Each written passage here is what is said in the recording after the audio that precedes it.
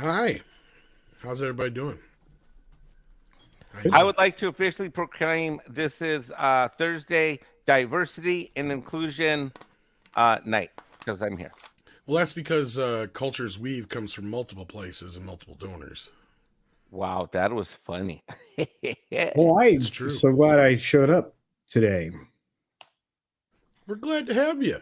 And Yeah. also joining us back on the stream, the one, the only, Six. P6.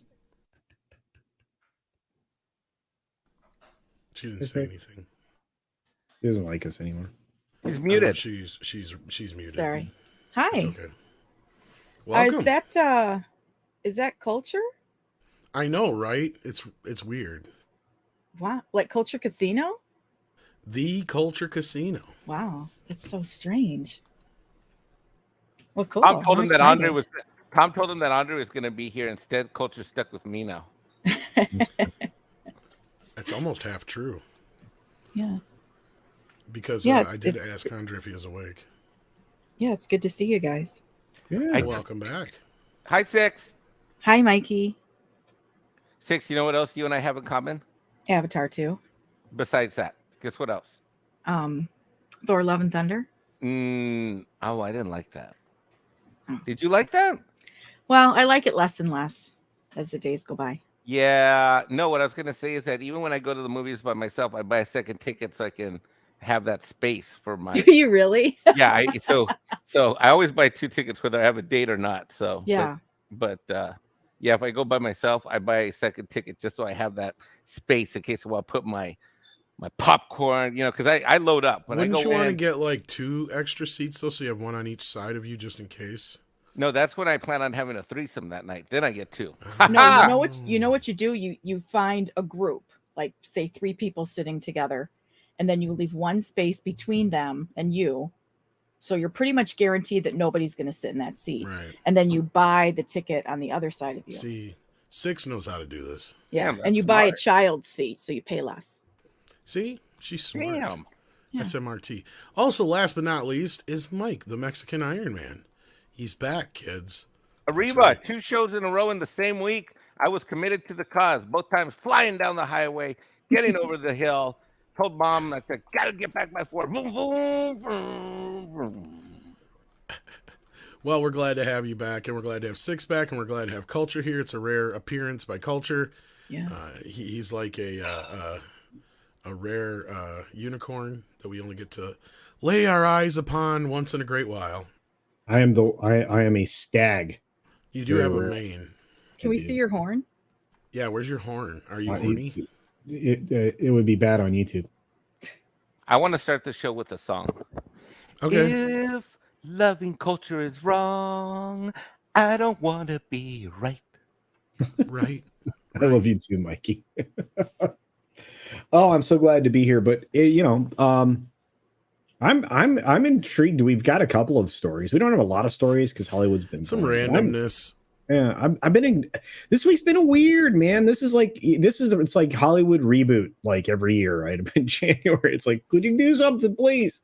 We could make some stories up, like, I Well, don't know, Campia. I got a few here that are. Oh, it's like campy. Is that what you just said? Yeah. We don't do I that. got a few here that we can choose from as we go along, depending on who shows up. But Dearest is here, and he sent us a $4 super sticker with a pear character exaggeratingly stretching his arm forward to offer a cup of coffee. Do they really need all that explanation for that? Yeah. Really? It's like they're playing charades with super stickers. I noticed, and it's like even StreamYard can't send that metadata through or whatever you call it.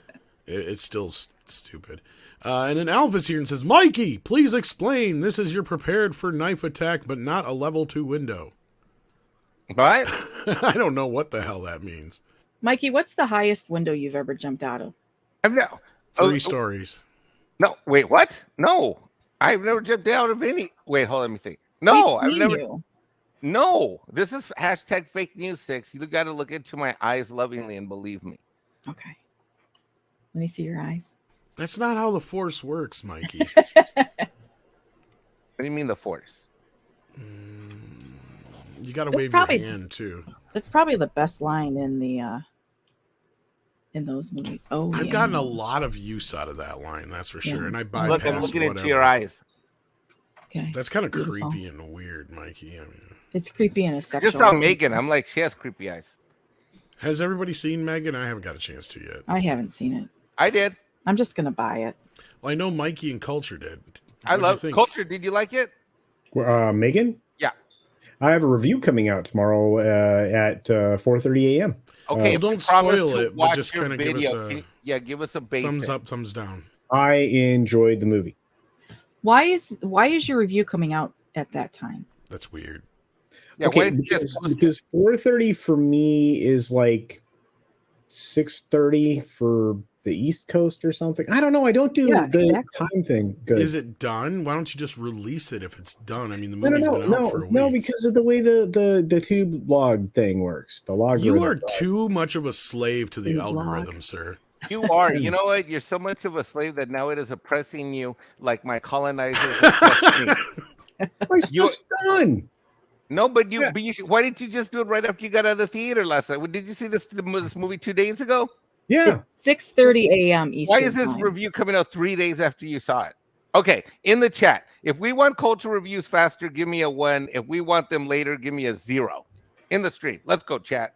We need to do some positive feedback. I watched the first episode of Velma today, and I haven't done a review on it. What? Whoa, You watched the first what? episode of You what? did not. I did too. It The is. whole what? episode? Oh, yeah, I made Velma? it through. I made it through almost 30 minutes of that garbage. I can't wait to see the Scooby Doo community just torch this Oh, motherfucker. dude, it was hot garbage. I made it in 3 minutes. Did you only make it 3? Okay, so in the Yes. first 20 seconds, it was boo the patriarchy. I was like, F this show right away, man. Just bam, bam, bam. The 3 initial jokes were F the patriarchy right out the gate. You know, and of course you have, you know, the racial switches, which doesn't, it's fucking cartoon, so whatever. But it's Yeah. just, the other shit is just, none of Daphne's these a drug dealer now. act like themselves. Daphne's a C word, which, you know, one of the things I don't say. A cunt? Yeah, what you said. See you next Tuesday. Yeah, and I never say, I don't use those words, but man, you should see my notes. It is bonkers. I was like, and then I asked my chat this morning. We were doing the intro to the 6 Minute Daily, right? So I put up a poll, and like before the show got started, I'm like, hey, you want me to do a review on this? And most people are like, please don't bother. Like That's not- 38% of my audience is like, no. But I don't think you read your poll wrong, because I saw the poll because I was there. Your 3 options were no, don't bother. 1, make a video. Or wait. Okay. A, make a video. Right.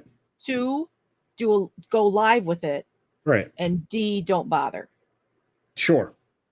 And so 2 of the options were yes, cover it. And so the majority of your audience actually said to cover it. She's probably right. She's actually right statistically. And speaking of statistics, we have an overwhelmingly number but of in ones ranked versus choice zeros. in ranked choice voting, 38% was the Lot of winner, and that ones. was don't A bother. lot of ones. Drop this motherfucker now. Shrap even gave you an 8. All right, I tell you what, I will. JF picked 2. Michael picked 3. Big Daddy MRI says negative Yeah, 1, so we got to ones. take 1 vote away because he doesn't want to Well, see he did vote 1, and then he took it away. And he took it away, You kept talking about it so long. He's like, "No, I changed my fucking mind." dude. It is hot garbage. I mean, honestly, and if 6 only made it 3 minutes in, you know it's hot garbage. And let me tell you that. What is that supposed to mean? Like She has a diss, good but taste. that's I was, okay. I was gonna say that does That's sound okay. kind of weird. No, if she's telling you don't watch it, Yeah. you know it's hot garbage. Let me tell you the two jokes in the first 3 minutes were what Culture said about the patriarchy. She said, Velma says, this is my origin story. And usually origin stories about some hot guy accumulating more power than he already has. And then No. Suffering under the weight of more power. Yeah, or something whatnot. like I was Yeah. paraphrasing. Yeah, Yes. that he didn't And deserve. And then the second one is she's talking about how she's the one who put the gang together. It Yes. wasn't Fred and his sex fan. And that Now, was wait. when I said, done. So, do you think that first line is a bit? I mean, I know it's a crack on almost every kind of male-driven genre, but do you think that was a direct crack at like Yellowstone, for instance? It doesn't matter. Because Well, no, just the way she made it sound, that's kind of what the show Yellowstone's about, right? Is about a guy who has power and he sees it slipping away. You know, Yeah, it doesn't matter. It's Mindy Kaling. She's about as smart as a rock. That ain't the point. I don't give a shit. I'd rather talk about Yellowstone. No, I hear you, but okay. So six. Do you realize show. I got 30 seconds? Okay, I made it 30 seconds in before I hit the pause button, and the boss says, "I'm out." Yeah, girl. Yeah, that was a. That's what I was asking myself, Kim, about Killers. Why are we talking about Velma? Because we can't talk about Culture's review of Megan because he's dropping it in 3 weeks. Yes.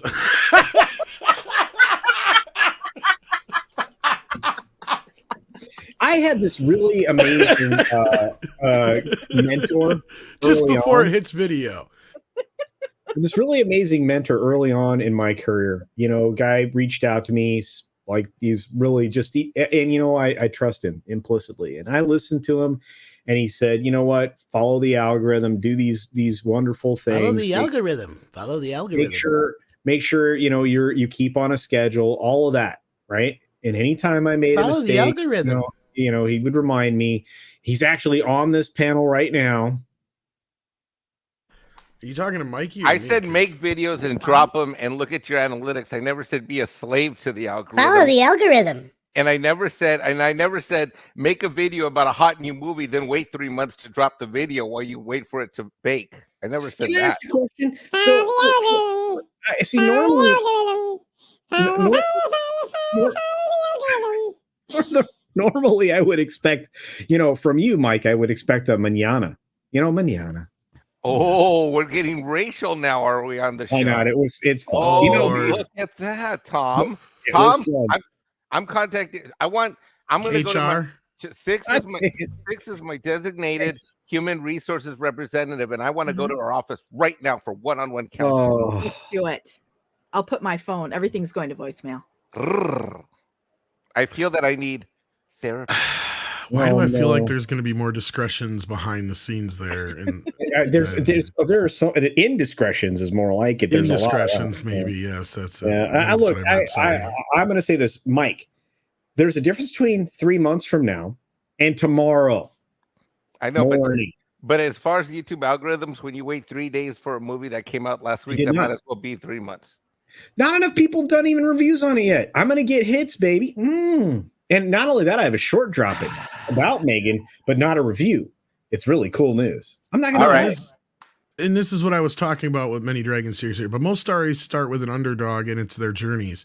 Plus, there are plenty of stories with female main characters. Yeah, so that's what I was kind of saying. Does that not feel like a crack directed at like Yellowstone? Because that's kind of what it sounded like.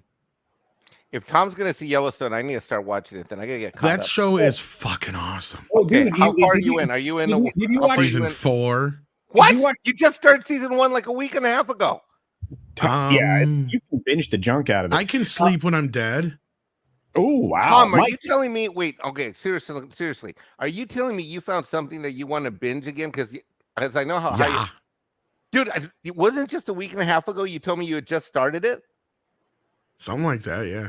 Oh my God, I gotta get caught up. Ma, I gotta start watching Yellowstone. Tom's watching Yellowstone. But they're like 10 episodes each. So there's like 50 some You episodes. watched 50 episodes. No, I only watched like 30, 40 some, whatever. 30 some. Has anybody watched The Rig on Prime?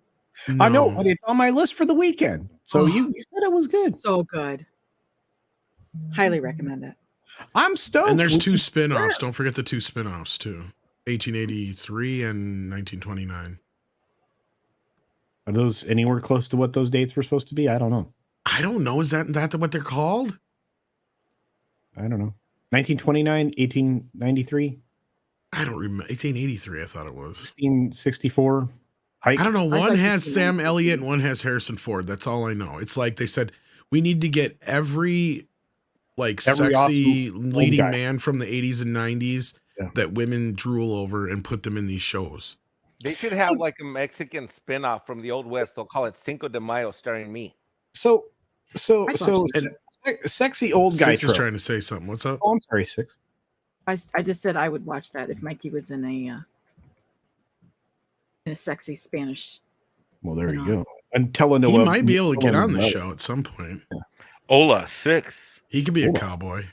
Okay, so Are there a lot of windows in these shows? there's no windows, no high windows for him to jump out of in the shows. Oh my God! It was that what? So the Adobe house. But there's plenty of farmer daughters to.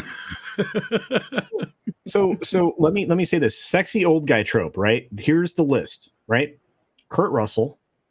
Mm-hmm. He's in the next one, I bet. How much you want to bet? Tom Selleck. Oh, I bet you he's in one sooner or later too. Kevin Costner, obviously. Sam Elliott. Right. Mm-hmm.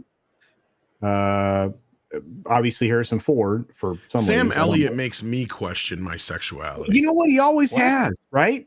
What? I mean, okay, ever since Tombstone, right? I always thought he was a great actor, right? But then he did Tombstone, and I'm like, I love all the people in this film. Like I love all the people in this film. Everybody It's just like beef. What's for dinner? Yeah. Wait, what film are you talking about? Tombstone. Tombstone. It's a great fucking movie. Yeah, we just reviewed it last night on DC show. I know I missed it. I'm sorry. I wish I could have been there. I think I might have been streaming. No, I was. What was I doing? Oh, I was domestics. So yeah. Don't laugh. Anyway, Sam Elliott plays the old guy even when he was young. This is true. This kind of goes along with one of the stories we're probably going to cover tonight. Like Six sent me this story the other night about John Carpenter. I had a nice interview with him and variety we might go through. And you know, it said he's 75 years old. I said it's amazing. He's been 75 for 50 years. Yeah, he does. Do you guys not remember he was in the the Rock'em Sock'em movie with dead guy? It was naked by the river. All the girls went drooly drool. Cary Grant. What now? Cary Grant. No. What are you talking about? Sam Elliott? No, the second. Yeah, he was in a movie with the guy that was in Dirty Dancing. You're thinking about Roadhouse, man. Yeah, Roadhouse. Yeah, he was in Roadhouse, and he was 506 years old. Well, yeah, but he's still the sexy old man. Wait, John Carpenter was in Roadhouse? No. He's talking about Sam Elliott still. Yeah. Oh, okay. Sam Elliott I was just pointing out that fact. Was the mentor to Roadhouse guy. That's his name in the movie, Roadhouse, yeah. No, that's not his name. His name is Sam Elliott guy? No.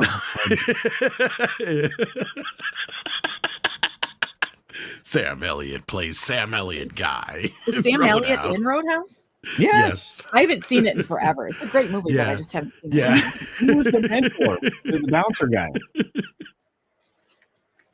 Dalton, yes. Do bouncers have mentors? I'm not even looking at the chat because I'm getting destroyed. I already know that's happening right now. You know, that's what's sad is we lost Patrick Swayze. He'd be perfect for Yellowstone. He would. Yeah. But anyhow, let's see what the chat's saying because I still haven't figured out what elf means here. But yeah, if you want to...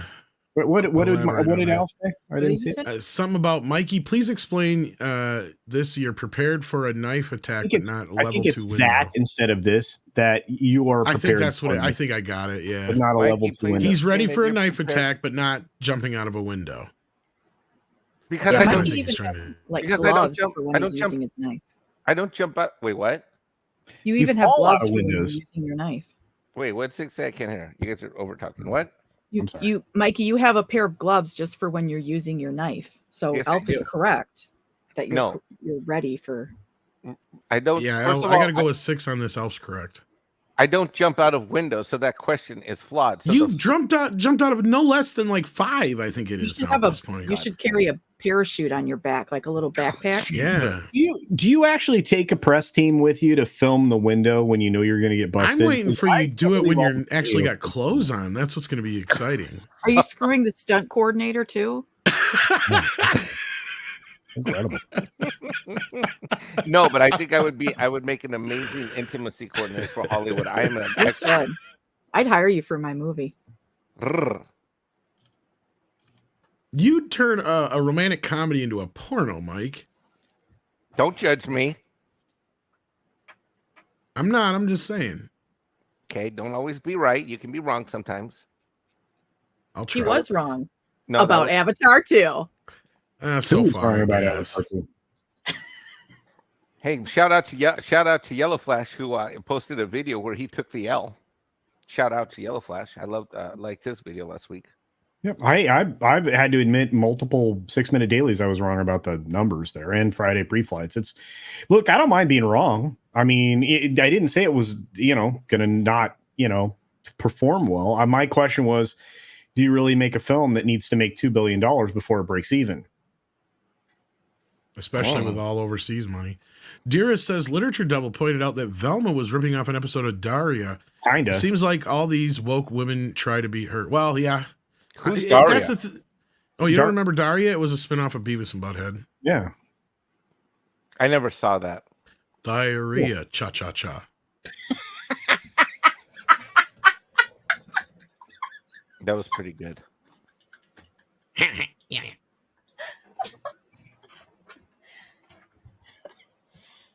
That was really good. That was pretty good. Hey, diarrhea. Yeah, look. Shit. What? Her show was not as good as when she was on Beavis and Butthead, but yeah. No. That's because Mike Judge had nothing to do with it, but yeah.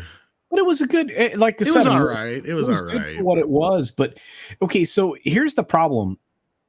Everything that Mindy Kaling thinks about herself is represented in that first episode of Velma. Right, so it's like She-Hulk. She calls herself a dude that you have no idea how closely it parallels She-Hulk. You have no idea.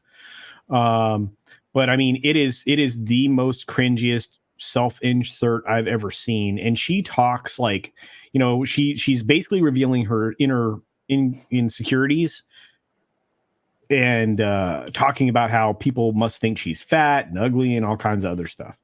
So she is completely invested in the persona that she is in that show. Sorry, Arvin. No, it was a super chat. Elf says Culture versus Mexican Iron Man. I put my money on Culture. Ooh, do you know you got some nunchucking skills I don't know about? I have a long sword. A broadsword? Dude, between a lightsaber, nunchucks, and my tactical weaponry, you don't stand a chance, Culture. I love you to death, but good luck. Mikey, how tall are you? 5'10". Okay, and Culture's like 5'2". That doesn't mean anything. Look at Jackie Chan. I'm 5'8", and I have the wingspan of a. And I have. Well, I was 5'9". Age gets you, but I have the wingspan of a 7-footer, so I've got reach. Of a 7-foot. What? What? What does that even mean? Oh, dude, I have reach. That's like saying wingspan. That's like saying I'm a Tyrannosaurus Rex, but have you seen my arms lately? Hillis Mallory says, so Tom just quoted Weird Al. I'll be mellow when I'm dead. Yeah, I guess so. Mikey, I was dunking a basketball in junior high. He has got some height issues. Can you tell? No, Culture. I believe Culture is the white man that can jump. Culture. I bet basketball 1-on-1. Culture would shred me because Mexicans don't play ball. Well, that's I don't know. I loved that, but I was a volleyball player primarily. So Hillis Mallory has been a member for 13 months at the minimum effort puppy level. Thank you for that. And then Shoom says, Tom, want to improve your interactions? Think elf emoji, best thing since Fanta soda. Just saying. Oh my God, let's read the next super chat and ignore that. I got to remind Andre about that. So, you know what? I'll start working on that right now. I want Fanta. You know what? I need to work on some t-shirts. Oh yeah, let's do that. That's what I need to work on. Some t-shirts. I need to come up with some ideas for t-shirts. So, all right, let's work on that. But what is being worked on is Disney. And I'm glad Culture's here. I'm glad Mikey's through this. And Mikey and whoever, because Disney elects Mark Parker, this is so board chairman, replacing Susan Arnold, facing proxy fight as activist investor Nelson Peltz seeks a seat. That's a great picture. I just went through this in detail last night on Newcock Show. So please explain to me what the fuck is going on here. Culture, you go first. Well, when they say activist investor Nelson Peltz, do you know who they don't say that about? Disney, the company itself? Anybody on the left-hand side of the equation, because they tie him very closely to Orange Man, whom they don't like, because he was a big funding mechanism for the Orange Man. But aside from that, Nelson Peltz is probably one of the most successful corporate fighters you're ever going to find. Right now, he's got $900 million in Disney, and he wanted to be chairman of the board. He wanted to be named chairman of the board. He wanted to replace his friend, Susan Arnold, on the board. The only fight this guy has ever lost when it's come to, corporate boxing was at DuPont. Everywhere else he's been successful, including at Procter & Gamble. So this is an interesting situation. And I gleaned even more information because I hung out with Cameron Pasha this morning on Sci-Fi for Me TV over with Jason for a little while. But this guy, Mark Parker, he comes from Nike, the company that employs forced labor based in a country that, is very communist. Because Americans don't like to make shoes, according to apparently, to right? Nike. Yeah, and so Disney really did go for exactly the wrong guy if they're trying to portray themselves as reshifting back to family entertainment, which they're not. They're actually getting worse. But supposedly, there's a huge slate of people that are going to be losing their opportunity to work at Disney in the near future. Mikey, you want to add to that or no? No, keep going. You're on the roll. I'll fill in the gaps later. Go. You're on a Kaiser roll. Keep it up.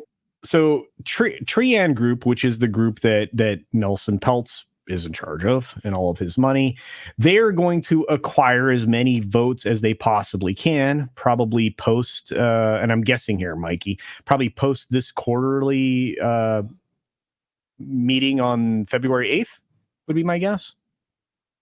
Yeah, because they want to give these. So here's what these guys did. They gave them, Trian sent them a letter, and they wanted to let them reject that, which they did. They rejected the board chair. They had three things that they wanted. They wanted a seat on the board. They wanted a response to how they've deployed and not deployed assets and cost cutting. Right. And they wanted, the third element was they wanted a clear succession plan as to how Iger would be replaced and what the process would be to find an executive to replace Iger within a 2-3 year window. The board basically told Trian and his letter and his people to fuck the fuck off. Right. So on culture. Oh yeah, and so basically now that that's happened, now what they're going to do strategically, from where I sit, this is conjecture based upon a decade and a half of experience dealing with corporate governance and high finance, and having worked in a Fortune 10 company at one point in the finance area. Well, it's ExxonMobil, right? So what's going to happen now is that with the upcoming shareholder meeting that's scheduled, they're now going to wait and see what happens, because those results will most likely embolden them. And those results will most likely not be favorable. And those results will most likely enable them to strengthen their case, and in two levels. One is strengthen their case that they need to have more independent boards of directors. And on top of that, with the value, that proposition that's been lost. I did an analysis for Doomcock a week ago on Wednesday night. And what I did is I looked at the market cap 22 months ago versus what it was last week. And on average, if you look at the drop in stock price against the capitalization value of the company, the stock price overall for all shares, all investors, has dropped by about $2 billion per month for 22 months in a row. Oh, that's no bueno. I can say this, Mikey, there's a lot going on here. And I agree. We could go for 3 to 5 hour live stream to get into all of this. I mean, there's the connect. I mean, and by the way, let me bring up something real quick to talk about who these guys are. This is for Tom. Tom, I'm going to share something really quickly here. Sure. And I think you're gonna the way Tom's mind works. Is it porn? No, it's the Trian Partners. There's a skyscraper. So Trian Partners it sees themselves as a highly engaged shareholder. And when you look at things like their portfolio, Comcast, Disney, blah, blah. And of course, where the link is that... so they're an investor group. They are an investment fund, and they buy stocks in all of these companies like Procter & Gamble, which of course... So they run hedge funds or what? They are an investment fund, and they take investors' money and they aggregate it, and then they deploy it in these different companies, Cisco, Tiffany, and all that. And they become not so much a passive investor that just shows up for conference calls, but they like to put their money into companies and then flex their muscles so that they can influence and guide who are the Right. CEOs and who are the boards of directors.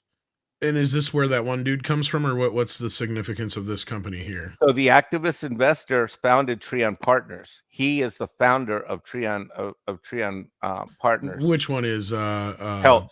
Peltz? Okay. That's what I was asking. That's what I thought. Yeah. Okay. Peltz is the founder. Now they don't have trillions of dollars, but they have billions of dollars, and Lots of it. Yeah, they have so Peltz is the. So why is this guy meeting so much resistance as opposed to Nike Boy?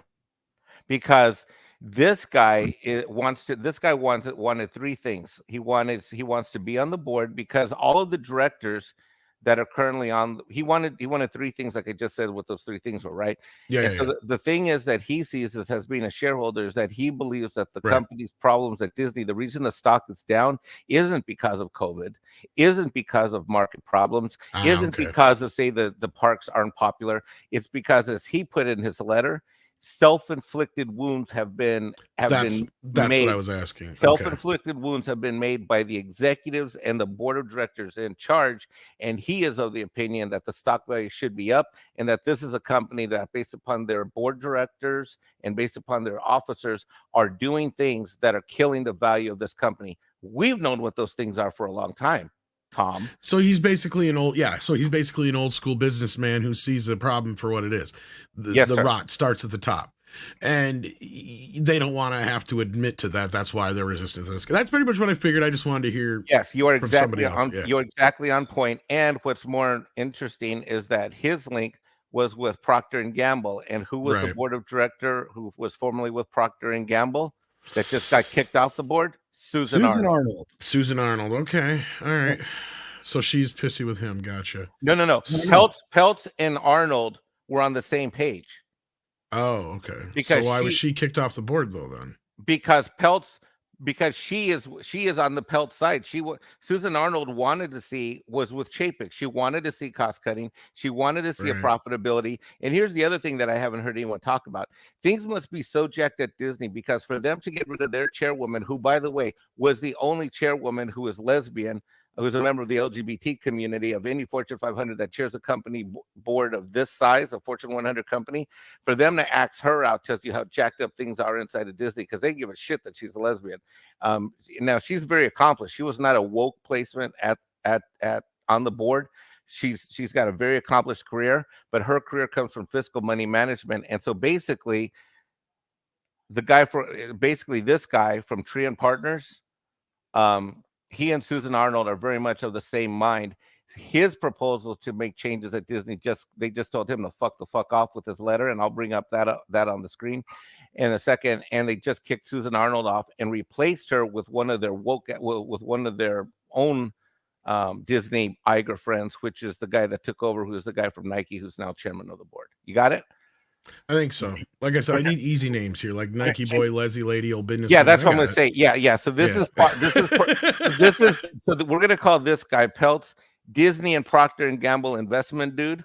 Yeah, he old businessman. Yeah, he's our hero. This is our hero, ladies and gentlemen. The guy on screen, he is our hero. This is our gladiator. This is our this is our Mel Gibson from Patriot and Mel Gibson from well, while we're in between here, we got Nick in the background. How you doing, buddy? Good, man. How you doing? It seems like I came into a very deep Mexican Iron Man talk, and now he's explaining the ins and outs to me. Yeah. He definitely should have the floor on this, because obviously he knows that stuff from his position being in Fortune 500. Hail to the chat, by the way. Nice to see all you mods as well, panel. But I'll let Mike continue on, because clearly he's on something and we should let him have it. Mikey. Yes. Strange bedfellows, right? We have strange bedfellows involved here too, because there was another activist investor that was prodding Chapek to do something that he really wasn't looking at. Yes, he's from something called Third Point, and his name is Dan Loeb. And I think there's a decent chance that Old Man Business is going to get Loeb's proxies. I think you're right. Explain to the cultures. He's talking my language now. Yeah, Old Man Business. No, okay. So Dan Loeb, right? He comes into the company. This is like August or something, I think, but it was in the summer. He comes in the company, puts a brand new stake. He already had some stake in Disney, but he drops a ton of money in Disney and says, "Look, I want some stuff." He's like, "You aren't maximizing profitability. We need to return to dividends. EPS sucks balls." I mean, this guy is breaking it all down. He says, "You need to do the following," which included Disney divesting itself of, and you've already heard this be floated by Iger, the ABC and ESPN, because they had value, and it would remove the leveraged position that Disney was in, because they could take the capital and settle everything out, including the back end that they have to finish for Hulu. So there was a lot going on there, and he wanted to see Disney actually rise up and exceed its highest level over the course of the last 5 years. He wanted to see it well above $200 in per stock. He wanted to increase the valuation of the company. And he was roundly rejected, not just by Chapek, who probably would have been somewhat interested in that, but specifically by the CFO, who we all know is being strangely groomed or rumored to be groomed for Iger's position, which I can't imagine. But I strongly believe that he is going to grant his voting shares, his ability, his vote proxy to Old Man Business, so that when in this next quarter on February 8th, we find out just how short Disney came up at their own version of a red wedding, you're going to see him say, "You know what? You have my voting shares." All right. Wow. That's what I think. I don't know, Mikey. What do you think? I agree 100%. It'll be interesting to see how this plays out, I guess. But from the looks of things, Iger's trying to keep control of things, right? Yep, and they eliminate. They didn't even replace Susan Arnold's empty chair. It would be like you said that you want a better MEAD, and you're like, you know what, Mikey's not able to continue, so we're just going to eliminate the diversity position, and then it's just he's gone, and that's it. And you don't even replace me with another Mexican. Like that would be like not replacing me with Paulie. I wouldn't do that anyway. I know. I'm just. By the way, if you want to call would try Disney, and get Luis Guzman before I get. If you want to call Disney out on their BS, all you have to do is say you eliminated a Hall of Fame winning from Chicago LGBTQ representative in Susan Arnold, a woman, and replaced her with a cis white male with 3 kids and a beautiful wife. Okay. Woke on woke crime. What if she had an ugly wife? I'm just asking. I don't know if it matters. But yeah. You know what, Mikey? The only person is Johnny Legs busy? Oh my God! Now you're pissing me off. Don't even go there. Oh my God! I'm kidding. Now here's what's interesting. Six just shared something in the chat. Sure. And Disney stock is up 4%, and it's hit $100 today, which is the first time it's been at 100 in I don't know, at least 2 or 3 months, I think. So I don't know. Yes. So for those of you, here's what I've seen as a fan of YouTube channels. I've heard Midnight's Edge be criticized. I've heard you be criticized. Andre, Doomcock, the list goes on and on. For all the people that doubt that I probably deserve it. No, for all the people that doubt that there wasn't some kind of internal conflict or war at Disney, Lucasfilm, and other business units, they are wrong. And now it is finally spilling over. Oh, yeah. I was going to say, this thing is spilled out all over the place by now. I mean, it's pretty obvious the way that Chapek was ousted. And we're about to see both a financial red wedding and a people red wedding. And that's somebody else's story to tell, not mine, so I can't explicitly describe it. But there are people, a list of them, that are going to be shown the door very, very soon to try to thwart some of this. Again, I was saying this on Jason's channel. Every single thing that Peltz wants, Iger's reaction is to try to blunt it. That's what's happening. Maybe he should go all woke. That's what a lot of these folks need to do, is just do that, and then they'll do the opposite, and it's like reverse psychology.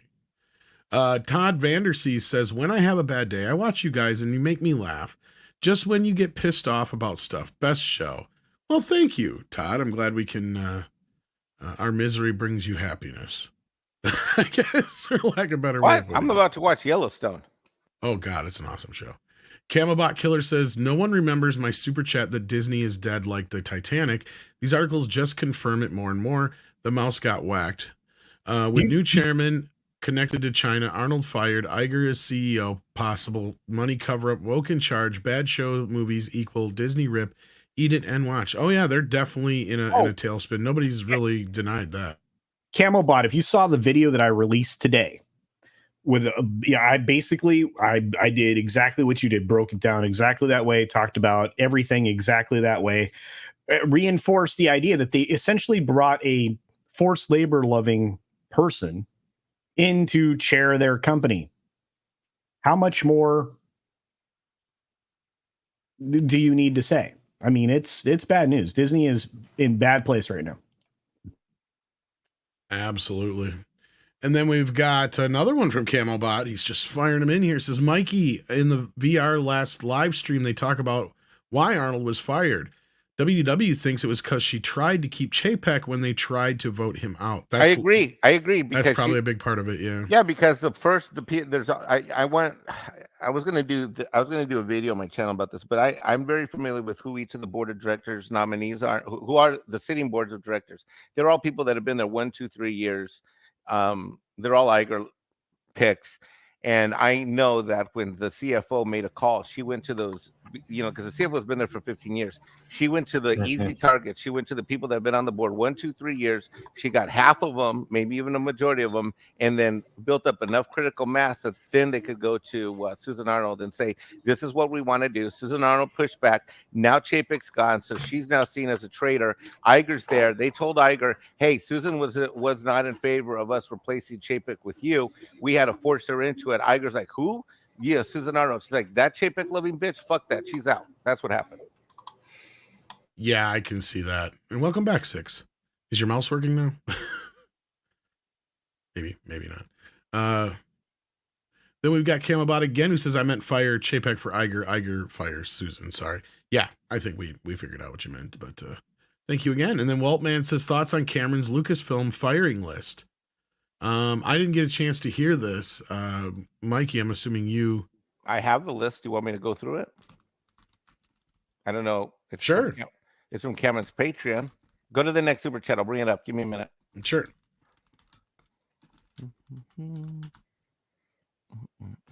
All right. Then we got Mecha J, who says, my reaction to the Disney investor Civil War, Michael Jackson eating popcorn gif. Yeah, pretty much. At this point, it's like, let them eat themselves alive. I think it's hilarious. The dumber things they do. Oh, you know what? I got the list up. Okay. So I don't know if I can.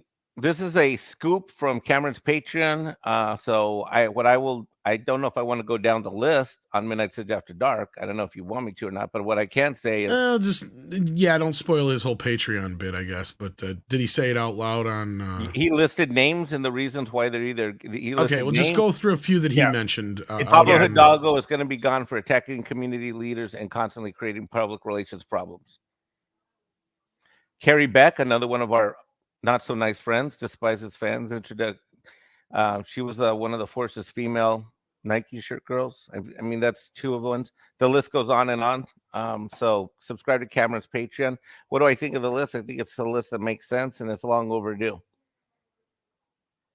This fandom is dead. I mean, Tom, you got to think about this. I remember listening to Midnight Sage After Dark years ago. Or listening, or Midnight Sage After. I can't remember which channel it was. Years ago.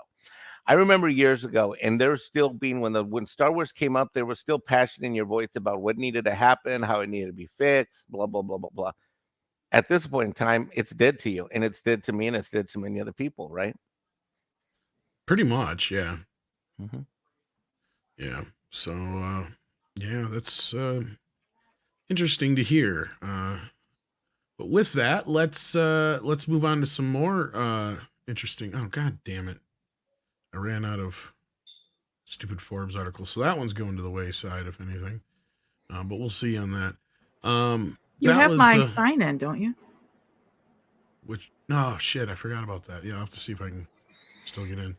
That's only if Script shows up anyway, and he ain't showed up yet, so I ain't worried about it tonight. We have the other story I wanted to discuss. Is that I was also hoping Script Doctor would be here for this one too, but we're gonna grab this one anyway because I found this kind of funny. Matt Reeves is still talking about the Batverse. Oh, for God's sake! He talked to Collider, and according to him, they're still writing it. He's supposed to meet with James Gunn and Peter Safran soon to discuss it. Although they shouldn't be afraid that his Batverse will keep being developed parallel in the new DC universe, according to him. So, wow. Yeah. Like I don't know. So that either means that he is not sure what's going on with communication, or B, he's going to be the Batman for the future. And I don't imagine where Pattinson's Batman, but hey, I've been wrong before, and it wouldn't be the last time if that was the case. So I'm just, man, if he's Batman going forward, that's not just in this Batverse. Sure. That's what happened. So here's his actual quote. Zaslav's whole thing a few months ago was about the whole "we're not gonna have 4 Batman" type of thing, and that sounded like his way of saying we need to cut down from not having these. So they even point out here that doesn't mean that Reeves has free reign over his Batverse. He still needs to sit down with Gunn and Safran. And he said they have been great, according to him, Gunn and Safran. We are actually supposed to meet in the next few weeks because they want to talk to me about the broad plan and they want to hear the Batverse plan. We're just getting together to talk about all of that. Look, I'm excited to hear what they are going to do. The Batverse thing, as James has said, and as Peter has said, is kind of its own thing they're letting us do. Well, I would say they're waiting to hear what your ideas are before they go ahead with that. So as much as people have been trying to say, "Oh, this is definitive proof," to me it sounds more like they're still working on making that decision that I was talking about before. So yeah, what do you guys think about this culture?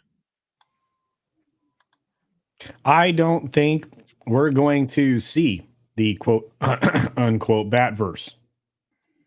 I don't think there's room for competing properties. I think somebody's realized that, and I think somebody else is getting smoke blown up their patootie.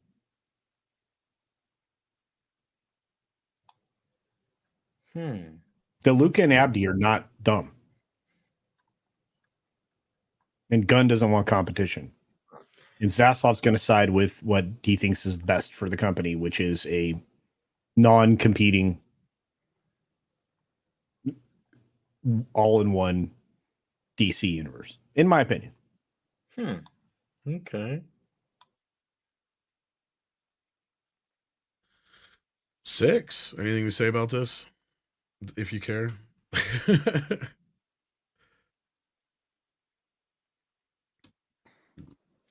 She said she needed a few minutes. Oh, she stepped away. I'm muted. No, I'm an idiot. Oh yeah, I see it. I see it. Okay. I'm curious if the meeting that he's going to have with James Gunn and Peter Safran is going to be similar to the meeting that Henry Cavill had. Because he thinks that he's going to be getting in sync. That's a good point. With James Gunn's universe doesn't mean they're going to be. It doesn't mean they're going into it with the same idea.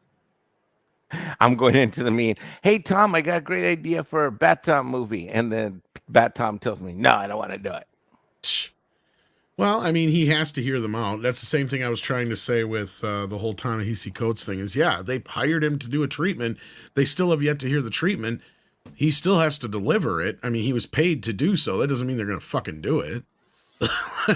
Yeah, if they're going to wipe the slate clean, it would be just as easy to wipe the slate clean and push Matt Reeves off the edge of it too. So Well, and that's the thing is he got a 5-picture deal, but we'll see. There's ways out of that. The 5-picture deal has nothing to do with the Batverse movies, as far as I know. So that's the funny thing about it.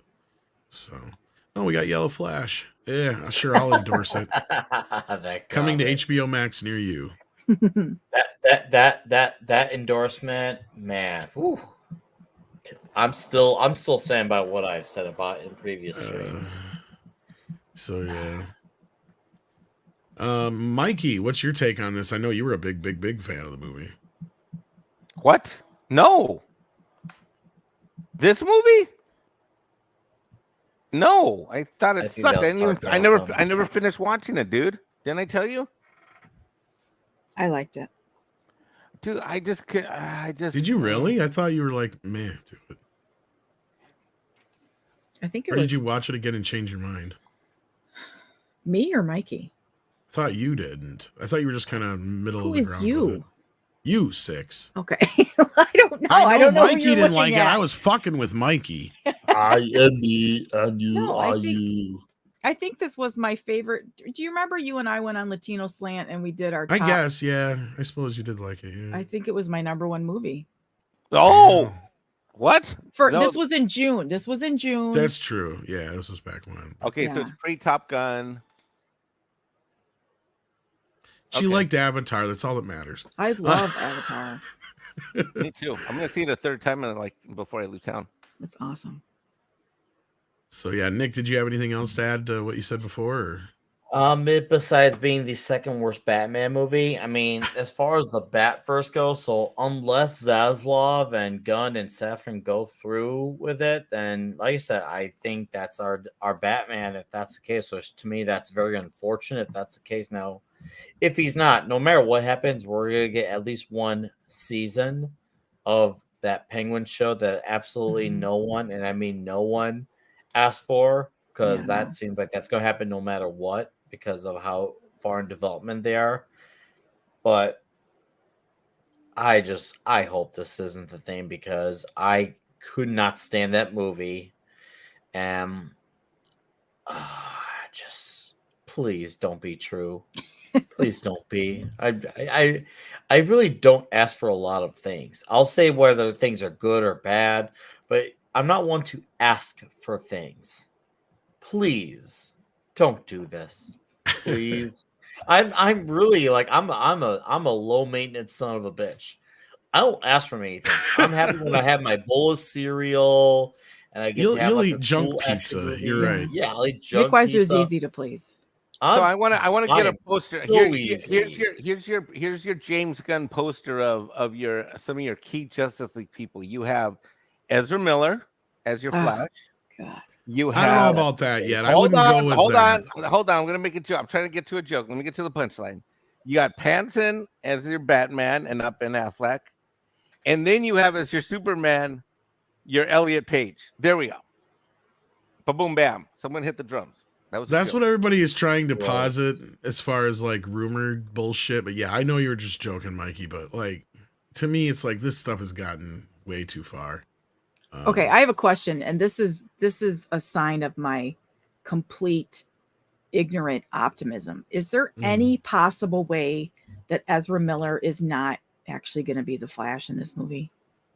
Oh, not now. No. And I think that's what I was saying. How do you know? Because at this point, all the rumors of him being recast went silent, and then basically when James Gunn announced that they were going to be doing basically a reset of sorts, or at least through his actions, let's say, at that point, it became obvious that they're just not going to spend any more money on the Flash or Aquaman.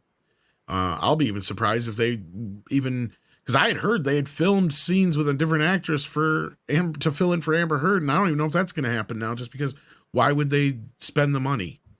Because it's like, it makes no sense to. They're cutting out, like Andre said, any promises for future movies and storylines. That's about it. So they're just gonna say, well, we filmed it, here it is, good luck. Yeah, basically like Flashpoint and Aquaman will be like the end of that era kind of a thing, and then whatever's left over. That's disappointing, but I guess I can see why they're doing it. They're just kind of washing their hands of it. I mean, I don't know for sure. Yeah, we don't know. Nobody knows nothing but James Gunn. That's what I keep telling people. But if he's not keeping around certain people, that leads me to believe that nobody's sticking around as far as the main cast, at least not in the roles they're in now. Yeah, that's the part I've understood too, and I'm gonna side with Tom in that regard because here's the thing: yes, they haven't announced anything about Ezra Miller. Yes, they haven't announced anything about Amber Heard, but also they haven't said anything about someone like Jason Momoa either, who obviously is not anywhere as controversial as the others mentioned. So, and I think they're not saying anything because we have a hint that he might be coming back as Lobo. Coming out, and maybe he might. Yeah. Maybe he might, but what I'm trying to get at here is that they have movies coming out. If they start saying, well, these movies just don't matter, wait for the new universe, that's going to add a lot of damage to potential box office of what could that could add. Same thing with Blue Beetle as well. Same thing with the Shazam sequel. That's what, and like obviously Zachary Levi, he says he doesn't know what's going on, and I think that leads to Tom's point, what he has said many times on here. Only James Gunn and maybe Peter Safran know exactly what's going on. Everyone else is just waiting to find out what's going on. That's all I was trying to bring. You also have to remember the studio has never officially announced anybody was leaving, right? That was always on the actor if they brought it up in this case. Yes. So in that respect, I mean, we have to look at it that way. They are never going to go out and flat out say that so-and-so is not coming back as whatever character, most likely. They'll make an announcement as a new person is coming into play a character, but those are usually coincide with a surprise in a trailer or something like that. That or there's like some major announcement that they're going with. We don't even know what the plan is yet. All we know is that a Superman film is going to be an early part of the plan. We know that whatever movie comes out first from James Gunn's regime is not going to be a character that we've already had before. He's already said that. We've had Zaslav say a lot of conflicting things about this Batman thing, and that's why I'm more apt to believe what I've been told consistently about the Batman all this time. And the fact that, some of the things they put in that article just made me think like, yeah, why would you even mention certain things like that? Like, why would you even mention that it was supposedly a box office success? If it was, then you wouldn't have to mention it, because it really wasn't. It was kind of a mixed bag, and that's what I was told by people. And I've been told that this thing is not necessarily set in stone. David Zaslav says there's not going to be 4 Batmen, right? Like there's a reason he said that. Sure, the Joker is coming, and that's the only thing that is the reason why I've said that the Batman is not like completely dead at this point. But I've heard that it is predicated on whether or not the Penguin is successful on HBO Max. And with him still having to meet with James Gunn yet, that means that Matt Reeves doesn't even know the future of this franchise. All he can do is plan, and if they like his plan, then yeah, he can probably have it as an also ran like the Joker is. But I can see that being a confusing thing for everybody overall. And one thing I can say is they're not going to want 2 competing franchises like that. The Joker will be like on its 3rd film, just as James Gunn's movies are getting, taken off, if they even do a 3rd Joker. Batman, the second Batman movie is still a couple years off. I highly doubt they're going to want a second Batman film dropping smack dab in the middle of their brand new DC universe. Are you sure? That sounds like a good idea. It sounds stupid. It sounds as stupid as Snyderverse continuing on Netflix in tandem. Yeah, I don't think that's going to happen either. And that's the other story I was hoping that script would be here for, because he shared it, and Forbes found a replacement for Bad Take Scotty, it looks like. Because this idiot wrote like what is like a 10-page, and I shit you not, because just to listen to it is 22 fucking minutes. That sounds crazy. Yeah, it's this article about why it would be a great idea for the Snyderverse to continue on Netflix. And I'm like, you're in fucking insane. And I'll tell you why. Because first thing Zaslav would say would be, that is dumb to not only have 2 competing DC universes, but not only that, have one of them on our competitor. Like, isn't that just an op-ed? Dude, I just want. It is, but it's a dumb, bad take. Well, it's but it also I'm so inspired. embarrassed to have been a Snyder fan all these years. I'm so embarrassed at this point. It's just embarrassing now. We forgive you. And yeah, see, this didn't work out too well for him on the television side of things because you have the you know that little pocket universe that thinks that their shit should cross over with the movie universe. And you have people who don't give a shit about that stuff or actively hate the CW side of things. So that's why I see it as and it's the same thing with the Snyderverse stuff. Like that's why I see James Gunn going at this with a completely clean slate kind of attitude. That's the only way it makes sense at this point. So otherwise it's going to be tainted. You said taint. It's true. Well, we got a couple super chats. Let's get to those here. We got Nikki D who says, if Paul Feig were to direct a remake of A Few Good Men, what tone and direction would it take? Who would be cast for each of the main characters? Well, clearly it would be a comedy. Try to be anyway. Clearly, Tom Cruise would be replaced by the black chick from Ghostbusters and Saturday Night Live. Leslie Jones. Leslie Jones is terrible. You want the truth? You can't handle the truth. well, I thought Melissa McCarthy would play Demi Moore's role. Samuel Jackson would play. No. Nope, wrong. Tyler Perry in the lead prosecutor role in a transitional phase. Yes. Well, no. But Samuel Jackson would play play the Jack Nicholson role. Yes. And then Demi Moore would play Demi Moore. She'd just come back. Tyler Perry would be the prosecutor or the yes. whatever. Tyler Perry would be the judge because he always plays the judge. That's right. Tyler Perry's the judge. Some days he'd wear the wig and lipstick, and some days he wouldn't. So I'm really Hallelujah. I can't even say that there's not enough words in the English language for me to describe how no on that. Having recently seen a Tyler Perry movie for the first time, I'm going to agree with that skit that said, if I can laugh and pray in the same hour and a half, that is good time well spent. You didn't see the Tyler Perry movie Star Trek? No. Wasn't he in that one? Oh, he was in the was it the second one or first one? I can't remember. Yeah, he was like the judge guy there too. I'm not. Yeah, Oh, look who shows up. No, thank you. I said his name 3 times. Sorry, I was in a meeting. I just got back. How's it going? You were in a Is meeting? that what the kids are calling sex nowadays? No, I'm just Script, you have the ball. I have the ball, but I just finished apologizing for being a Snyder fan. I was talking about how Forbes found their new Scotty Mendelson, who just wrote what takes 22 minutes to listen to the audio version of. It's this huge. It's the more than article? that. Yeah, his op-ed or whatever he's writing on the thing. I couldn't bring it up here because I'm not signed in, but here, let me see if I can bring it up.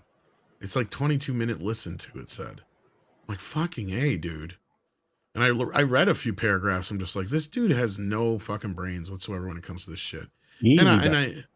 And I seemingly said what I said before about, and you said too, and why would they have 2 competing DC universes on one of their competitors, no less? It makes no sense whatsoever, but yeah, let me see if I can bring it up again. 6 gave me a password and a thing. Let me see if I can get into it. But anyway, welcome to the show, my friend. We were just talking about the Batman as well. That was what I was hoping to jump from into the. Listen, I doubt that's going to happen. Yeah, because I love how. Oh, cool. It's still saved in here. All right. So yeah, listen to article 22 minutes. Oh man, when I brought it up on my phone, it was only 3 paragraphs, and I kept on scrolling for more, and it just ended. But no, I'm looking at it now on my PC, and it's like, wow. Yeah. This Mark Hughes person. Yeah, so it just keeps going and going and going and going and going. It's still not much of an article. and going and going. Look at this shit. This guy just keeps going. And going and going. The ladies like it when you can do that, by the way. Well, they get tired after a while too. Yeah, but the thing is, you have to have variation to your rhythms and positions, and that's true. This thing is just insensitivity triggers. Yeah. That sounds weird coming out of your mouth, Nick, but I'll allow it. That sounds weird coming out of his mouth. Yeah. Can't like talk about things coming out, don't you? Oh boy. So yeah, we've gotten this huge long diatribe. Huge. Yeah, well, here's the thing. In order for WB to sell something to Netflix, it has to have value. And, well, there's a reason they're not continuing with it because it has no value.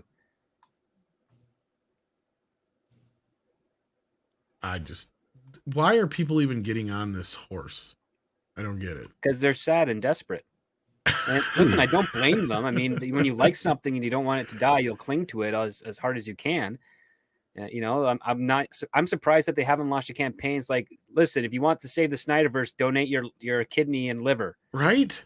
And it's already happened. There's somebody in our sphere who launched a change.org petition based on this article. And there's 4. The last time I checked, there was 4 signatures on it.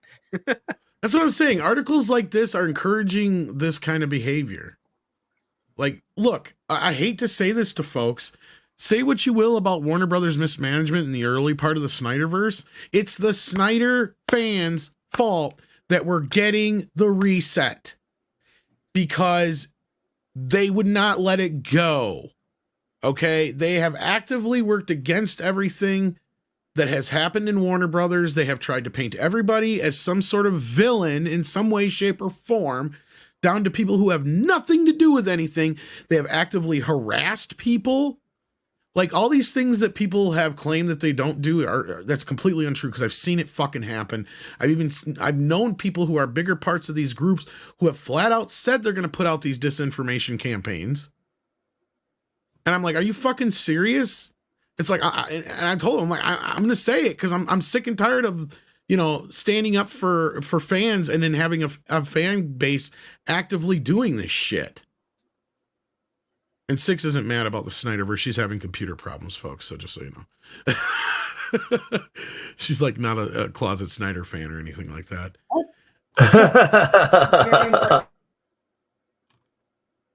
No. So like at this point, it's like, what the fuck do you guys expect? You've gotten what you wanted and you still acted like, entitled children. And at this point, the prom queen, that much is obvious. Here it is. The prom queen gave them a pity date, and now they want to get married, and she's like, no. That is exactly it. Wow, well said, Script. No, okay, and no, I'm one of those people. Like, I get when you want to hear the fans out and on things and on what they want, but I'm gonna use a culture line here. But here's the thing. Oh boy. The Snyder fans don't sum up the DC fans. They don't sum up the comic book movie fans. They don't sum up the general comic book fans. They don't sum up just the movie-going audience. I'd say there'd be obviously a better argument to make now if it did. As much as I can't stand those movies, I can't argue against the facts or results. And it's very clear that no matter how you feel about the movies, there was a very strong divide on those movies. And with that divide, there's people, the way they love these movies, there's an equal amount of people who absolutely hate these movies. And both are on the side of strong feelings. So it was very obvious that, no matter what you do with Zack Snyder-esque writers or actors and who you cast, the less you have of that, the better. And I'm not saying that because of how I feel about the movies, but I'm just saying because of the stigma of these movies. Well, and if Warner Brothers Gunn has involved with these to his name, the better. And I'm not saying he should have absolutely nobody. I personally would not care if he had even a handful of characters. I really wouldn't. But as far as what the movie-going audience likes to see, a lot of people look at them, and that's probably one of the reasons why the Suicide Squad had a underperforming first weekend. Because if you ask the people who saw it, most of them liked it. But the thing is, it paid for the sins of the father, aka the 2016 Suicide Squad movie. So people who are normies, because normies are the majority of the movie-going audience. Well, and that's one we'll never Suicide know Squad because name, of Well, and the other thing is it came out in the midst of COVID and day and date. Well, so there's that. Yeah. But I'm still under the impression that it just people saw that name and like, oh hey, they didn't think, oh hey, James Gunn's directing. Like, of course, guys like Tom Script and I are gonna look at the James Gunn name and see, all right, there's a difference there. But a lot of normies don't see that. They're like, oh, hey, Suicide Squad, that movie sucked. Oh no, you're Why totally did they make right. A sequel to that. So I truly believe that was the very first Suicide Squad movie. I'm not saying it would have been like $150 million opening weekend, but I don't think it would have been like the $50 million that was. It probably been like maybe 70, 80. I truly believe the numbers would be more optimistic, leaning towards where like what Black Widow was. You know what you're not giving. You know what you're not giving any of us Snyder current and former fans enough credit with, which has to do with the trauma that created us in the first place. Yeah, we're dysfunctional children because Warner Brothers was so mismanaged for so long, and we were thirsting and starving while we had to watch all you Marvel Comics fans get more than what you ever dreamed you would ever fucking get, and you guys got it, and you got more than you better expected, and then we had to watch you guys whine and complain about when you got something well above what we would call we would get mediocrity, and you got perfection compared to our mediocrity. And then so that what happened is that we Warner Brothers DC fans, finally when we got something, we hung on to it and clinged on to it. We turned into a bunch of whiny ass little bitch brats, but Warner Brothers created that. So for them to bitch about us as fans, they can kiss my ass because we were starving out here. And so any cracker we got, we celebrated that cracker. And the cracker we got was a cracker known as Snyder, even though it wasn't a fine line premium cracker. It was more like an old salt.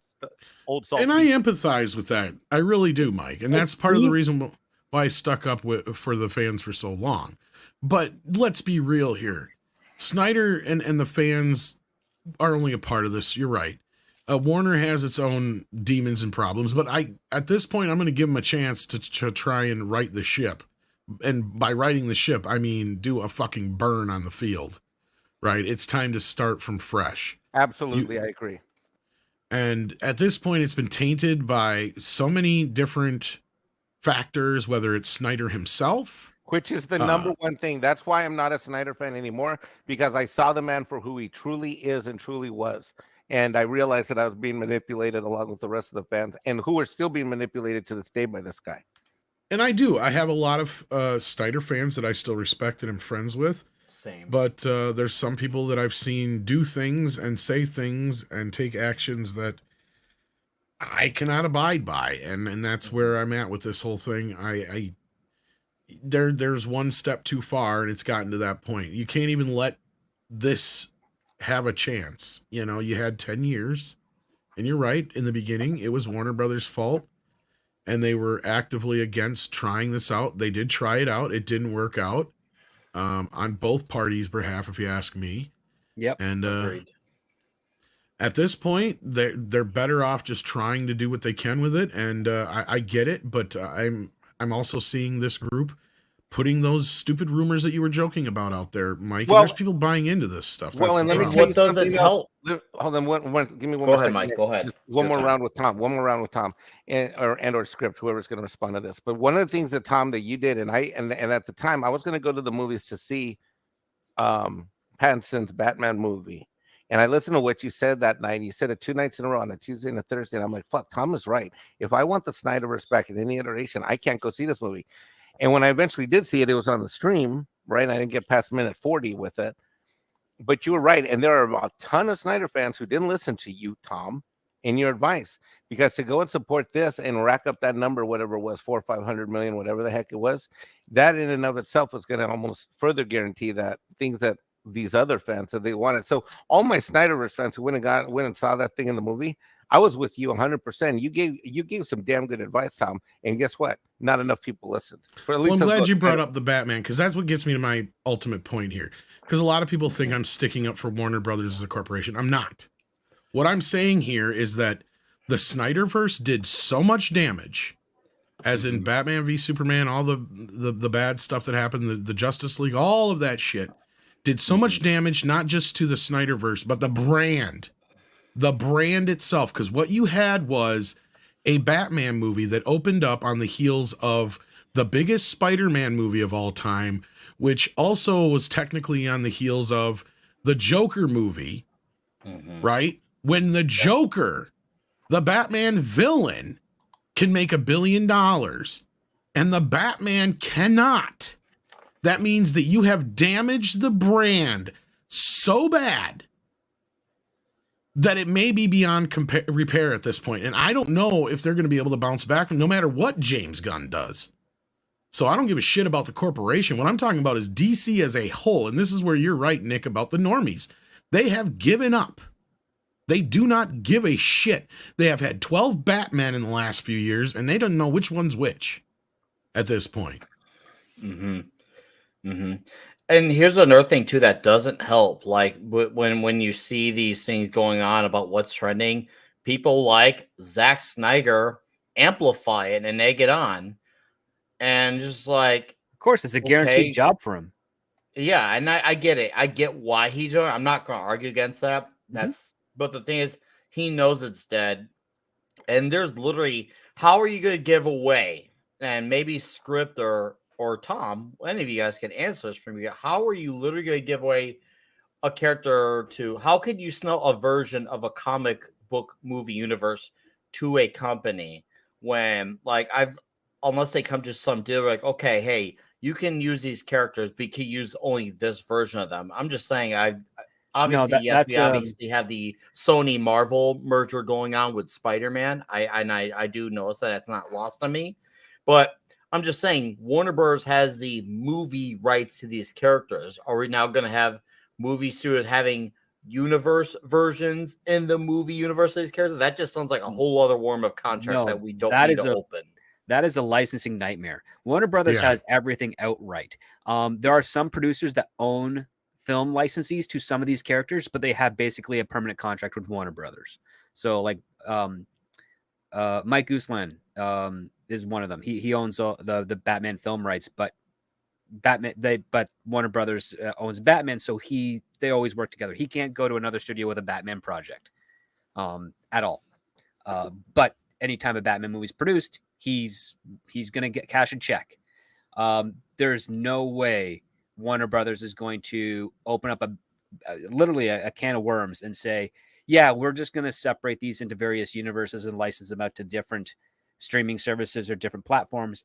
That's not how it works. Like, even on the television side of things, Warner Brothers makes the show and they create a distribution deal with the network.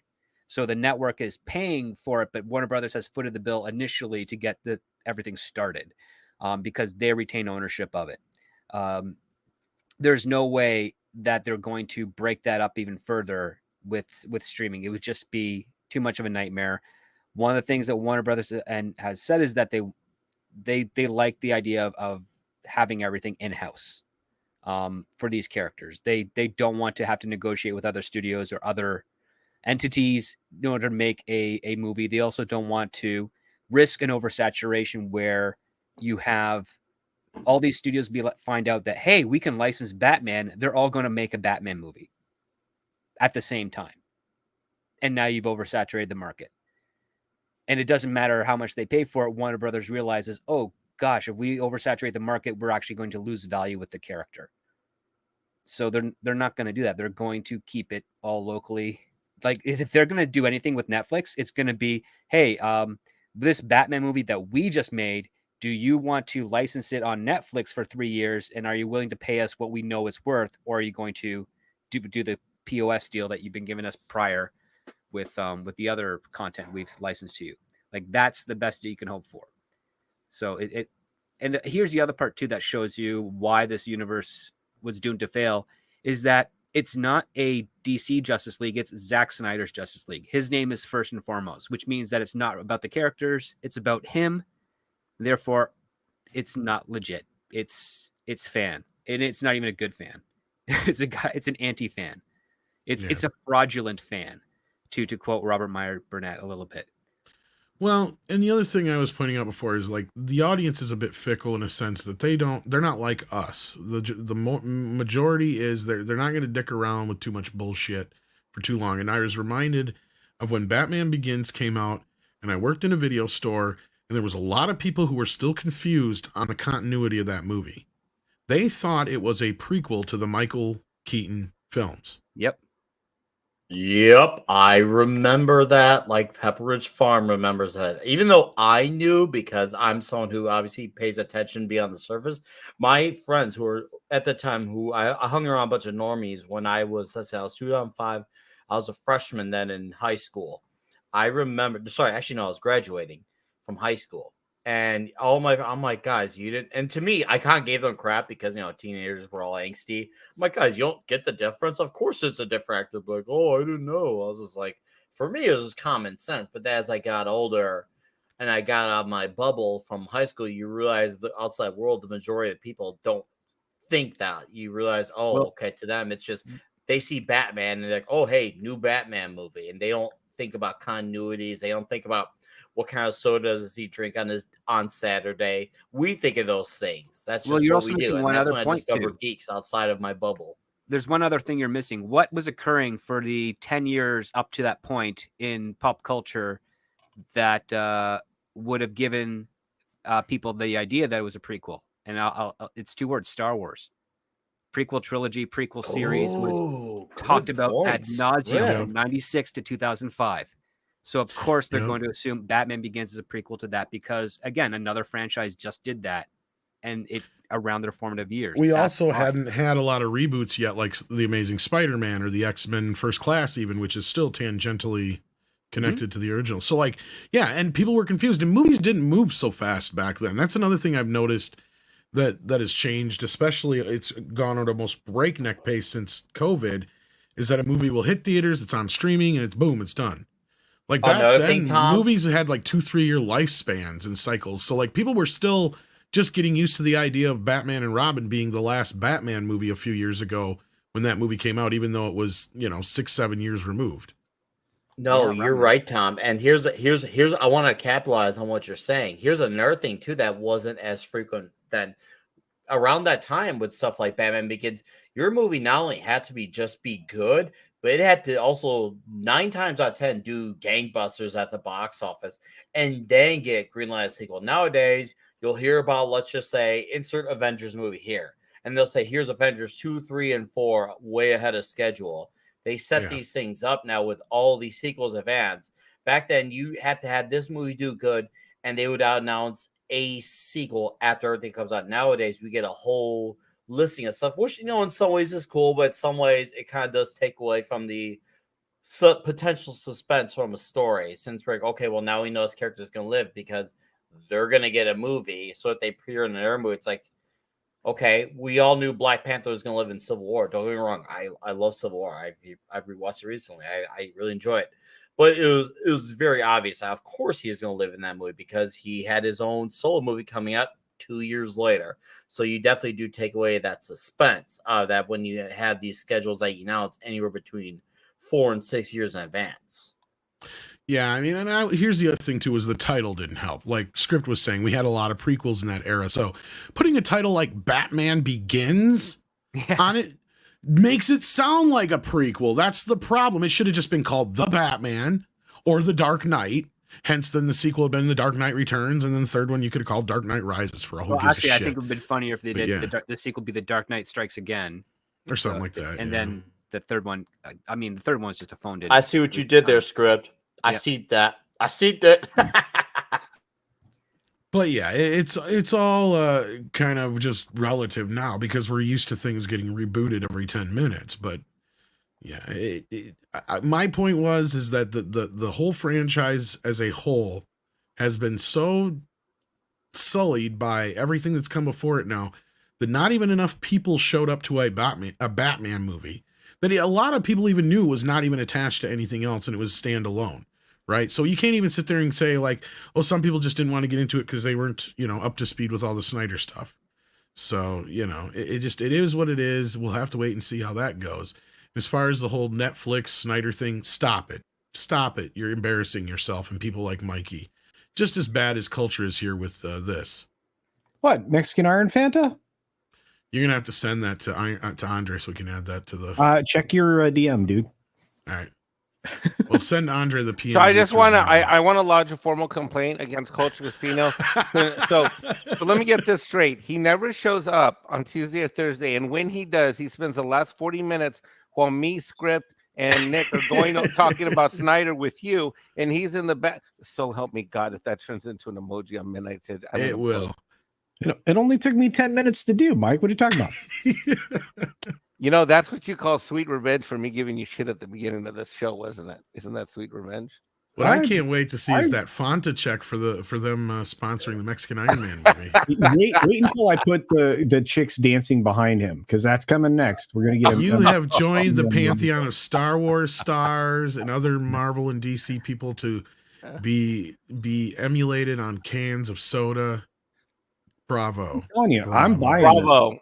I'm buying this stuff. Anyway, I have to actually step out, unfortunately. Yeah. I hate to do that, but I. Yeah, well, we got the mic TNT on the way out. coming up here in a bit. I did drop the mic on the way out. I'll probably stop in and say hi to you there, Culture. But yeah, sounds good. Yeah, I dropped. Whoops, that's not it. I dropped the mic. See? Oh, Culture's gonna come. It's Mike. I am. I dropped the mic. Speaking of which, Mexican Iron Man. It's nothing but love, and I can't wait to see this emoji over on Midnight's Edge. Ooh. We're working. No, on you it. should laugh like this. Ooh, that's a good laugh. Actually, that's very villainy. It's a little too scary. Millie Vanilli. I feel like Daniel Day-Lewis would have liked that one. No. I was Millie Vanilli. I gotta go. I'm out of here. On the rain. Yeah. We don't know how to sing. No. I'll see you soon, Culture Casino. All right. Love you guys. Peace out. Take care, brother. Bye-bye. We got Camelbot here who says, I saw the new season of Bad Batch. The story is worse than Star Wars, Clone Wars, Rebels, Boba Fett combined. I'm like Script Doctor criticizing the shit called Filoni. I tried to tell you guys, Filoni is not your friend. He is not. I used to think so. I'll admit it. But then I started digging into him beyond the surface. And then I'm like, whoa, he's not my friend. He sucks. He has his own agenda in Star Wars. You used to think he was your friend, Nick.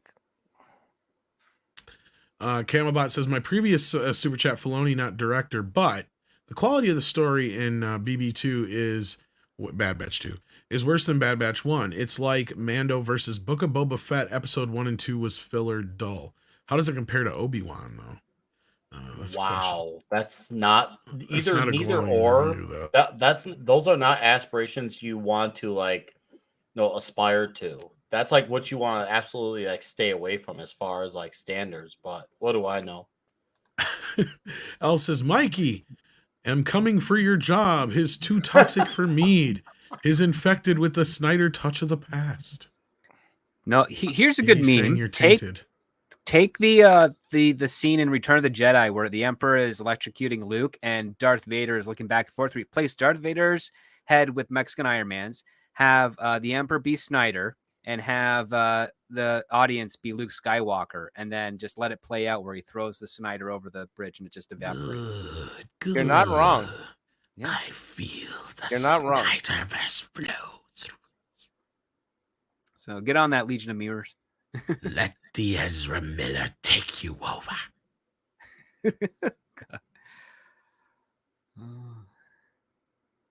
You will die. I would check that judge's bank account in was it Connecticut where he got that he strokes the Snyder cut. He's like, you want this, don't you? Young Snyder fan. Now you, like your Zach, are now mine.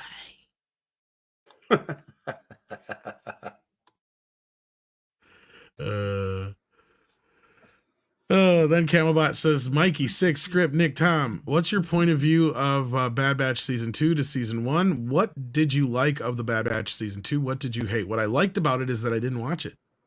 Oh, yeah, I haven't watched it either seasons. None of it. Not a zip zilch. Nope. I had to sit through Velma while waiting for my physical today, so.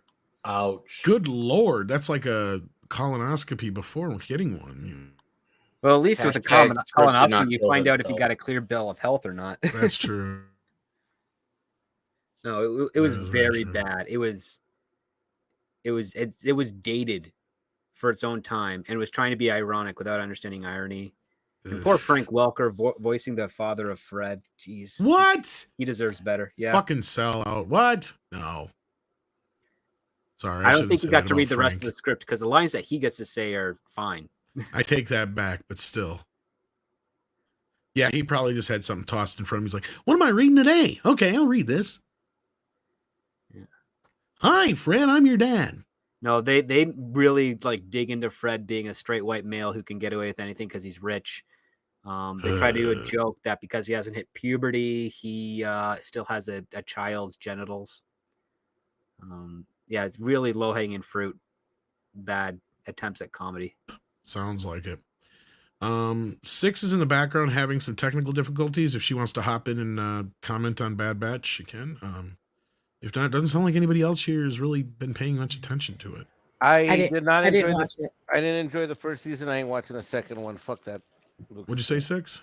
I watched maybe the first 4 episodes of season 1, and I haven't even. I won't watch season 2. I'm not interested. There you go. Sorry to say, Camobot. That's the consensus around the house here. Then we got Nikki D, who says, if Top Gun Maverick opened before the pandemic, would it have had a bigger box office return? I think timing was all. I think Top Gun was all. A lot of it was timing. I've argued that before. I mean, I could be wrong. Nothing to prove it, but I just think it was the right movie at the right time. Had they released it any sooner, any later, I don't know if it would have been as successful. I don't know what you guys think on that, but I couldn't answer that. I mean, how I think it would have done, I honestly don't think it would have been better nor worse. I think it would probably just been honestly around the same numbers. If it had opened in March of 2020, it would have failed because all the theaters were closed. Well, obvious. But okay, if it had opened any 6 months before February or March of 2020, it would have failed. I don't agree on that. Yeah, it would have. It would have made money no matter what. It would have at the minimum done 700 or 800 mil if it come out. Right, so it would have made less before.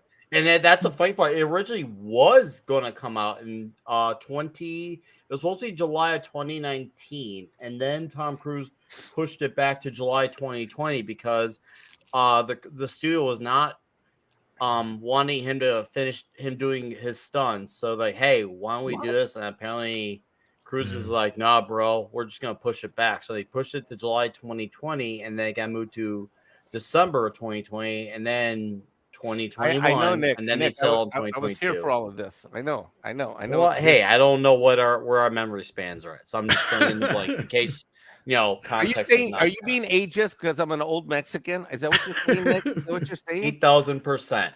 8,000%. Now, Script is right. I normally don't like to because you can't really say with the way the world works, but the only thing I'll go off of is Ghostbusters, and why I say that is because that opened up at a time when people were still a little leery about going out, but it clearly was a success. Not so much at the box office, but probably afterwards, because it kept playing throughout, even though it was on video and streaming, and it was very popular on streaming. And Sony is fast tracking that sequel like a motherfucker.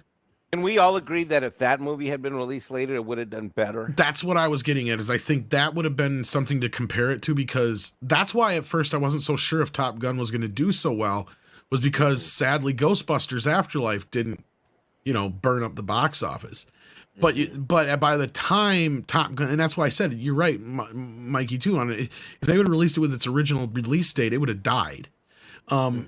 And same thing with, I think it's a summer release to begin with. Why they were ever thinking about putting it in March is beyond me.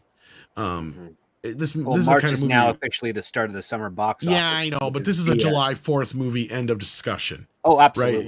Right. In the summer, midst of summer, you put it out. I mean, they put it out in May here in the U.S., but at that time there was nothing in its way to fucking, compete with. So like, that's another thing. It didn't have shit for competition for a while there. So, but it did keep playing and playing and playing even when it did. So. I do agree on Ghostbusters. I do believe Ghostbusters would have done better under a better climate. Now, that movie, I do believe would have made even more money. That one I do agree on. With I think we have some proof to that, and that's what I'm getting at here. The proof is in the pudding that Sony is fast tracking the sequel like now, like it's getting pushed fast. So I think that's all the proof we need, and that's what I keep talking about. The Batman is that the Batman was such a huge motherfucking success that all these people think it was. Then we wouldn't be waiting for, Yeah. So yeah, to answer that, Nikki D, that's the best I can. And yeah, sad news. Just heard come across the wire. Lisa Marie Presley has passed away at the age of 54, I believe it is. Oh, that's so, yeah. I saw on She social had media a that she had heart attack earlier or something suddenly. like that. Yeah. That's tragic. So, yeah, like much her too father young. and her grandfather, I think, right? Yeah, they both died really young from heart issues. So sad to hear that. But yeah, that just was confirmed by a few outlets that she has passed away. So TMZ still says she's in critical condition, but I'm hearing from multiple sources that she has passed. So, but yeah, then we had McGarnagle, who says Variety is reporting that James Gunn and Matt Reeves are going to have a meeting later this month. I'm sure that will be an interesting chat. Well, clearly you're coming in a bit late, but that's all right. We discussed this a little bit ago, just before script got here, actually. Yeah. So, like we said, it's not as done deal as everybody likes to think it is. That's kind of what I was alluded to from the start. Mm-hmm. Yeah. So, in that, let's continue on here. We have one more article I wanted to touch on before we go. This is a fun one. As I joked earlier, John Carpenter, God bless him, has been 75 for 50 years. And he's still going, not done raising hell yet in Hollywood. We love John Carpenter. You did here. There. That's right. And he has nothing left to prove, says this article here. William Earl talked to the director recently. Sitting in a comfy-looking chair in the living room of his Los Angeles home, he's got cable news running on the TV just out of sight. And sometimes when a question doesn't strike his fancy, his answer will carry on while his eyes dart toward the flickering box. It was a Western they wanted to make. I was unsure about what I would do with it. God, Iran just hung a protester. Man. Interesting. The occasion of this conversation is his upcoming 75th birthday on January 16th, which also marks nearly 50 years since the release of his first film, the USC student turned feature, Dark Star. Yeah. Yep. Since then, Carpenter's subversive genre films have inspired decades of knockoff sequels and reboots. In one 6-year stretch alone, he directed 3 hugely influential works.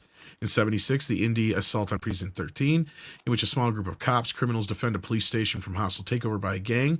78's Halloween, in which a teenage babysitter, played by Jamie Lee Curtis in her film debut, is stalked by the unstoppably evil masked murderer Michael Myers. And The Thing from 1982, considered a masterpiece of practical effects, where Kurt Russell and a killer group of actors are pitted against an alien that has infiltrated their Antarctic research facility.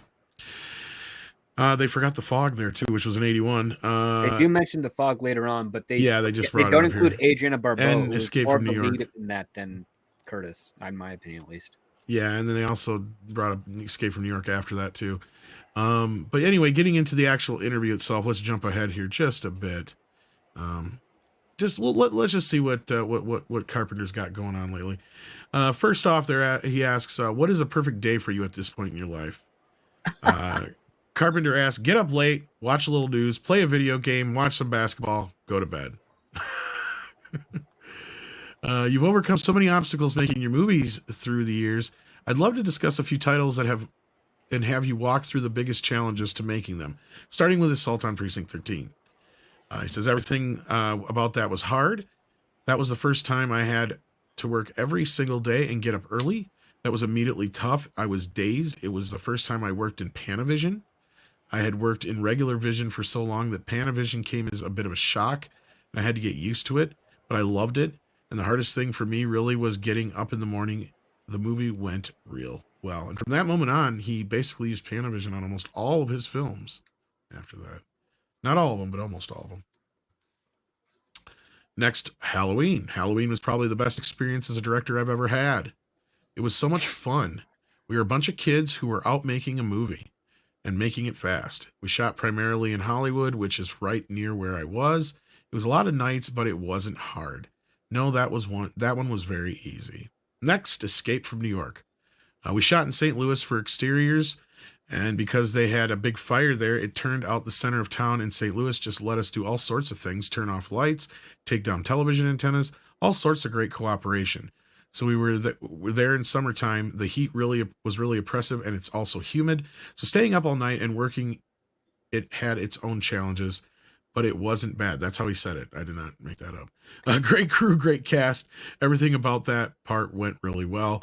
The great thing about this stuff early on was I really did have final cut on all these movies, and no one was judging me or bugging me or saying strange stuff. That's what made it so smooth. That said, one of the hardest projects it had was in between, which was the hardest thing ever done was Elvis, a 3-hour TV show. We had 88 speaking parts in 100 and some odd locations in 30 days. Holy Toledo. I was too dumb and young to realize how tough that is. That was a baptism of fire. Hurry up, let's shoot. It was unreal. Next, The Thing. Oh, Lordy. That was pretty hard too. But that was my first studio film, and it was pretty great. You get a lot of stuff that you didn't have as an independent. It was just incredible that way, and the studio was very nice to me throughout shooting. We had a second unit and went up to the glacier field and have the Mandan Hill Glacier. We shot for a couple of weeks up there and got some great footage, and we came back to the sound stages and worked there. Then we got our set in British Columbia, which was built on a glacier, and built a set so we could blow it up and burn it down. And that was extremely cold and tough. It was an active mine. So we'd drive up there in the mornings on a bus, and the word would come down, get over. We'd have to pull over in the bus because here comes the trucks, and they didn't stop roaring down the hill. The crew staying in a barge that they had pulled into a harbor there, and me and the actors and producers were staying at this hotel in town. And wow, the actors on the location with nothing to do on a Saturday night. It's a dangerous situation. But this was in Stewart, British Columbia, and it was right near Hyder, Alaska. It was right there on the border. This was a town where they had thrown out the sheriff and burned down the police station. So it was completely wild there. And it was quite a location, but lots of things went on I cannot discuss with you here. Now, that sounds like a John Carpenter movie in and of itself. Second that. Oh, yeah. They burned down the police station and threw out the sheriff. Now he's back. Kurt Russell is the only man between them and pure chaos. Yeah. Anyway, we finished that up and came home, and then when it was finishing up the special effects, and of course that was horror, and the studio was kind enough to give me some more money to finish it right. And we did. So the movie was finished, but all of a sudden nobody liked the ending. It was, oh no, it's not like that is it. We want it triumphant. Universal exec Sidney Sheinberg said, well, you know what? It'll be great when you have this big orchestra and they're killing the thing. That's the kind of movie we made. So we previewed it and didn't do so great. So then they were on me pretty bad to change it. Sorry.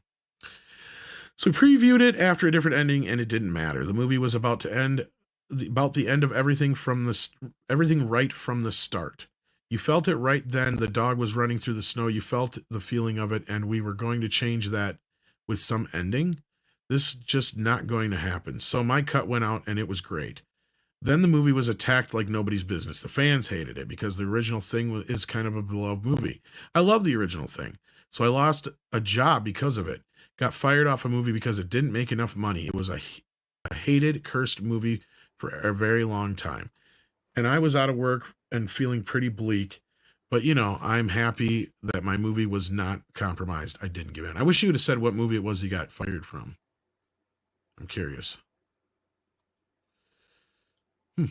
So, yeah, I know The Thing is a popular one with a lot of the people on the panel here.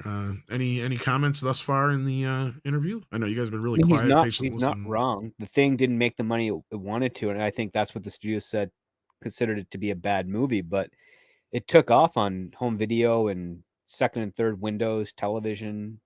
Like, I mean, again, it was made before I was born, but when I saw it, I was like, this is fantastic.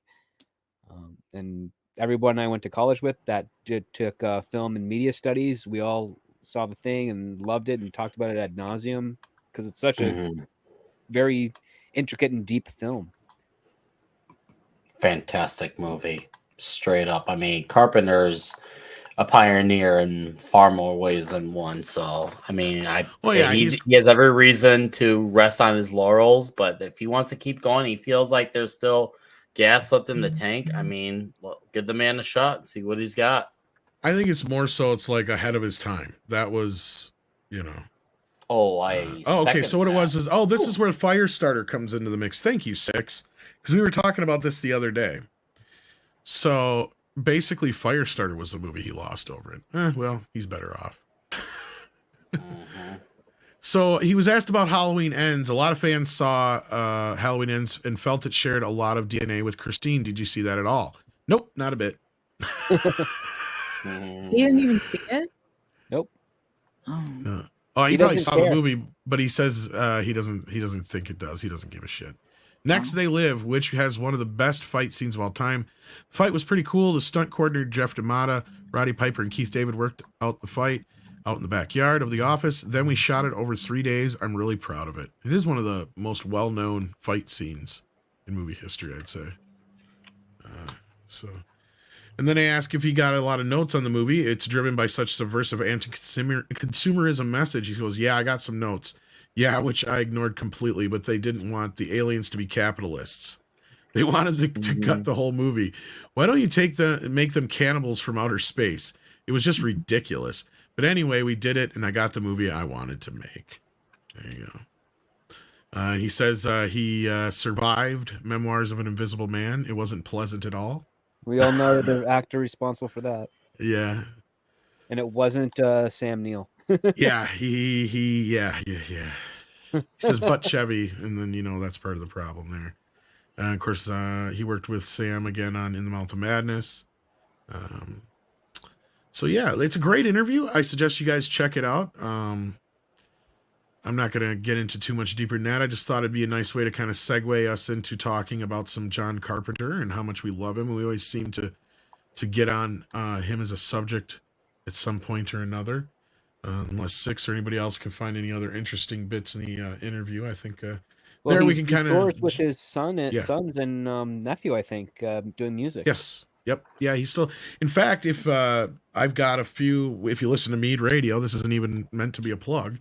I do play from time to time. He's done he's redone versions of his classics with his son and nephew now. I think it's his nephew.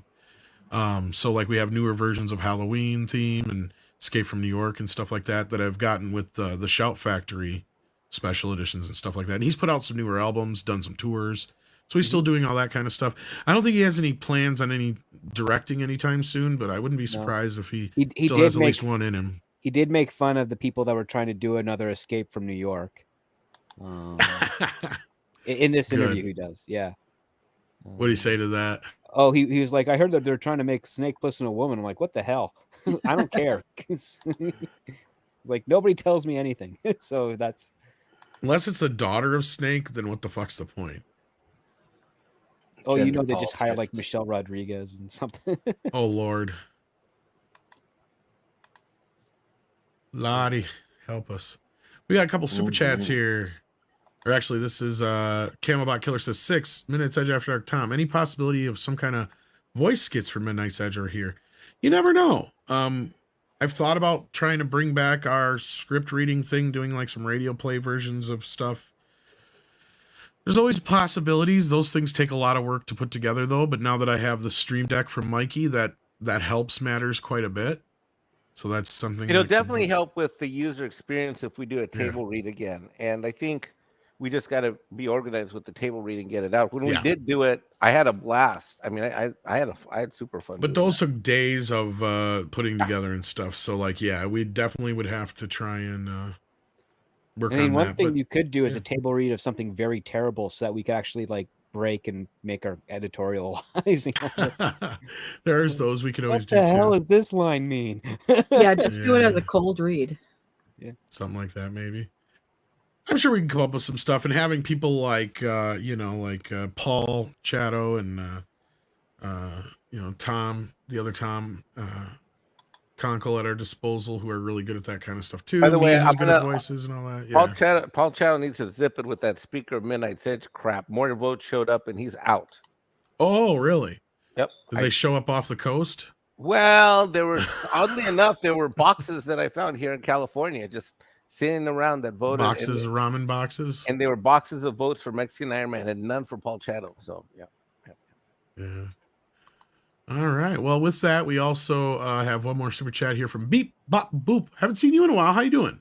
It says, rest in peace, Lisa Marie, gone far too soon. Yeah. Very, very sad news to hear about Lisa Marie. Much, much too young to be going this soon. It's too bad. It's too bad. How old was her dad when he passed? He was in his 40s, wasn't he? I was going to say, he was a little younger, wasn't he? Yeah. Of course, he liked them peanut butter and banana fried sandwiches. Uh-huh. He ate like 3 Southern men did, from what I remember. That didn't help, I'm sure. Not to mention the drugs and everything. let us not throw rocks when we live in chicken houses. I know I do too many drugs and I'm fat. I know. I didn't say that. You did I don't too. think you do the kind of drugs that. No, you don't. No, do not that. even close. They had tons of different shit. There's a big difference between herbal and medicinal in that. Yeah, there's that too. Yeah, he was only 42. Yeah, I was going to say 43, 44, somewhere in there, but yeah, 42. Yeah, Lisa Marie Presley sadly passed away. She had a heart attack earlier today, was the news. She was rushed to the hospital, but I guess it's sad. Like she has 4 kids. We have one other story we forgot to talk about, though. That was the main story. Oh, Susan Arnold? Main story. Oh, no, that Mario was one of Bros. the main stories, but...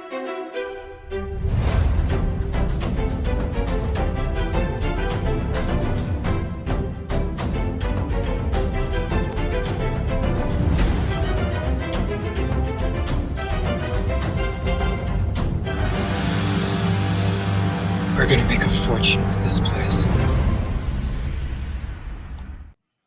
Second that. Okay. I think that's pretty apt. Nice. Actually, we got a preview look at it. That's just the short version I made earlier today. But we have a bit more of an actual look at the place. So yeah, coming February it opens up. So that's exciting for them. I was hoping to have Drunk 3PO. Universal Studios, I believe. Oh, nice. I was hoping to have Drunk 3PO hop on to talk about it, but he's out seeing a movie, so he couldn't today. So we may have to talk about it a bit more tomorrow. But let's take a look at this actual preview here. Let me bring it up here on the thingy. Because god dang, this is what Star Wars World should have been like, man. Mean fun? Well, beyond that. But Kathleen Kennedy doesn't care about the past. She wants it to die. Yeah, right. But You yeah, know they what, put out... Nick? You're a meanie face. You're forgetting the Force is freaking female, bro. It's not how the Force Well, works. skip the first bit because we already saw that. Well, it's not the whole... I just did a smaller version of it.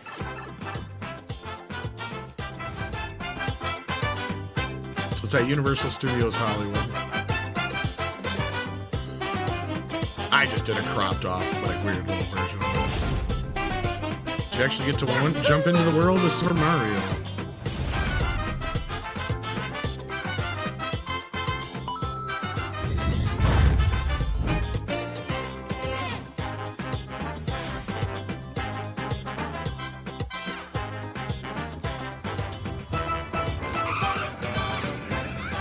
Hey, hello, welcome to Toadstool Cafe. These fuckers are gonna make a fucking fortune. And I might give them a portion of that. If they have some sort of track that you can run through, like a physical Mario world and get some coins or something to spend at their stores, that would be freaking awesome. I'm I don't sure think they'll you come can up run with through some that because that looks like you would fall Yeah, off. I of know. that. Probably, But, but like just that's safe. But like you're right, like even maybe if you win like the virtual Mario Kart race, maybe you get some coins or something you can do whatever with. Yeah, I'm sure they've got ideas. The virtual stuff just isn't as satisfying as like, hey, run across No, I this know. track, jump over a thing. There's a trampoline beneath, so if you fall, you're okay. But like, just do like like a physical level of Mario, Right. a simple one, just for the kids to have fun with, and that would be cool. Like, and then you They jump probably down the green will. tube, which is a slide that gets you out to the finish line, and you're happy. Well, clearly, like the walls are made up of the different level worlds. Then you have different places you go. This is what Star Wars should have been, though. That's the thing. Like I look at this and I'm just like, damn, missed opportunity, huh? Mm-hmm. I don't think you're ever too old for this, Steven. Yeah, I think I would walk into this place and turn into a 6-year-old instantly. Oh, Tom, come on. We all know you would. And Where's I'd join you. I would join you. Where's the flagpole that you got to jump onto to get the extra points? I can't find it in here. Can you imagine if there was like a area where you could They have did show a flag real in the one life part. Mario Kart? Imagine that. Like me, oh, wait, there it is at Script. the very top over by where it says 2000, where it had the date Whoops. in the previous part of the clip. Sorry about that. I'll get back Yeah, to it. 2/17/23 is one. I thought they showed one. Yep, there it is. So right up where 2023 is. Oh, there the it is. very Okay, top, yeah. there's the flagpole. Yeah. Man, that looks neat. That looks neat as hell. Yeah, I wish Drunk 3PO would have been able to be here to give us a little bit more insight to this. So maybe he'll stop in tomorrow on the morning show. But it looks fun.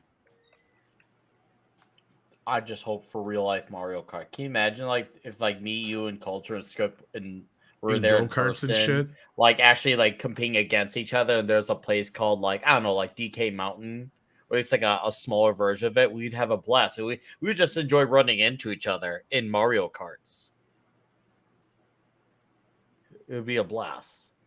So I agree. Man. I think it'd be fun. Mm-hmm.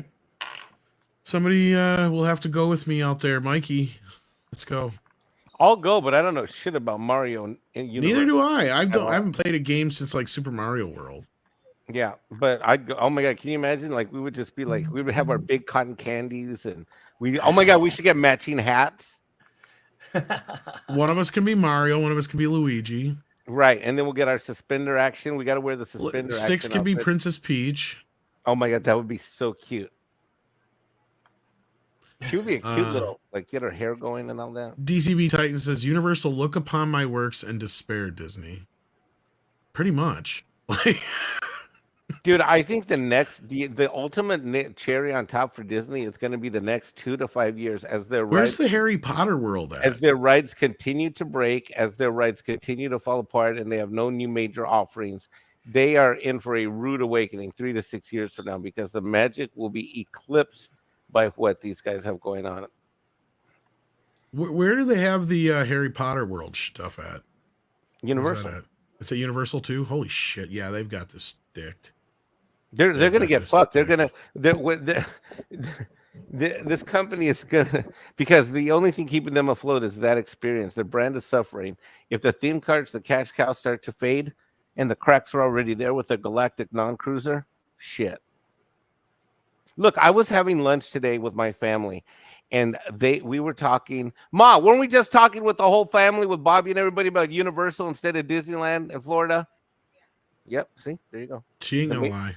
The matriarch ain't gonna lie. I would Script. Actually, I'd probably be Donkey Kong. Script would probably be like Luigi, and Mikey would be Mario. Cattlebot Killer says WDW says Zelda movie is for sure to come. Oh yeah, I'm not surprised. Oh, they've been working on a Zelda movie for 20 years. Shit, I said how you could have combined. You could have had Zelda show up in the original Mario Brothers movie, and it would have worked even. Yeah, you're not wrong. I mean, literally, they were pitching it while they were making that first Mario film, and then it went dead. And then I remember, I think it was 2007. I can't remember what studio it was, but they commissioned a couple of composers to do music, like classical renditions of the old Zelda themes from the video game.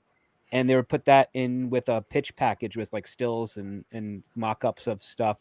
And that went circulating around for a number of years, but nobody bit because it was just like visuals. There was no story, no plot, nothing. Everyone that was looking into financing was like, well, what's the story going to be about? And it's like, oh, well, based off the game. Well, nobody that they're pitching to knew what the game was. So, yeah, that was a while. Yeah, I remember that pretty vividly. Yeah, it's a no-brainer to me. I can see it happening. I mean, of course, they're going to be doing it now with the success of Sonic and with Mario Brothers cartoon on the horizon. Absolutely. And then Darren Hughes, no, I haven't brought this up yet, but this is another thing I heard. Universal is putting a park in Texas. Huh. That is actually a little bit more enticing for me because that would be closer.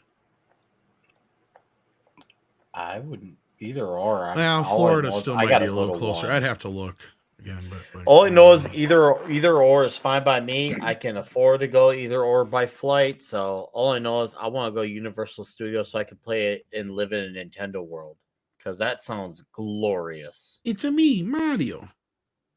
I think Seriously. it's awesome. Mm-hmm. All right, kids. Well, that was it. That was the scoops for today.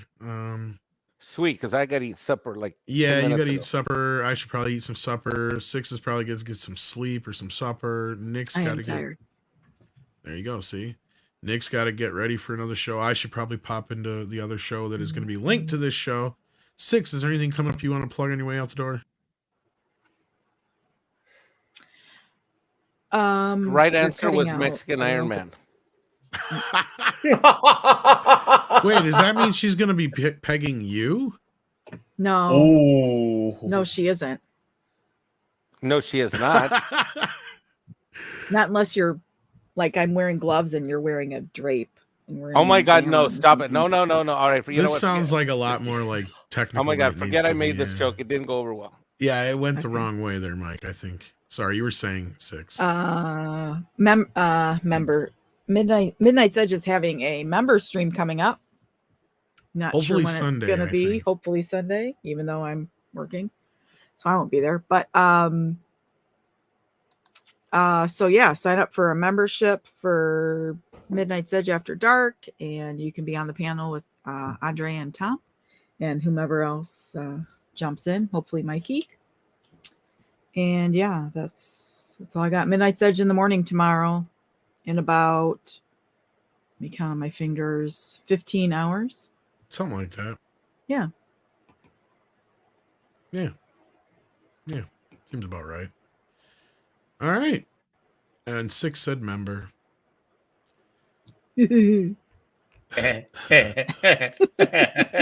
with that, Mikey, you got anything coming up you want to plug? no, I gotta. No.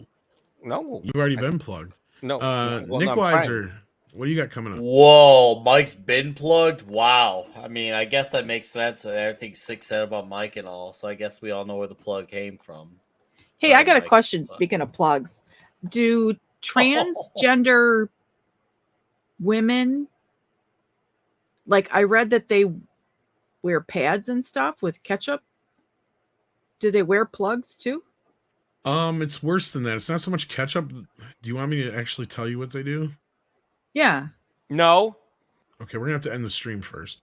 Tell 'Cause me I'm later. not saying Yeah. that shit You online. can talk about it I'm just after. curious how that works. I gotta come and it's gonna be on TNT and it's gonna be great. But anyways, Tom, thank you for Script having doctor. me. Yeah. Oh, I was good. Nick's finish up. Sorry.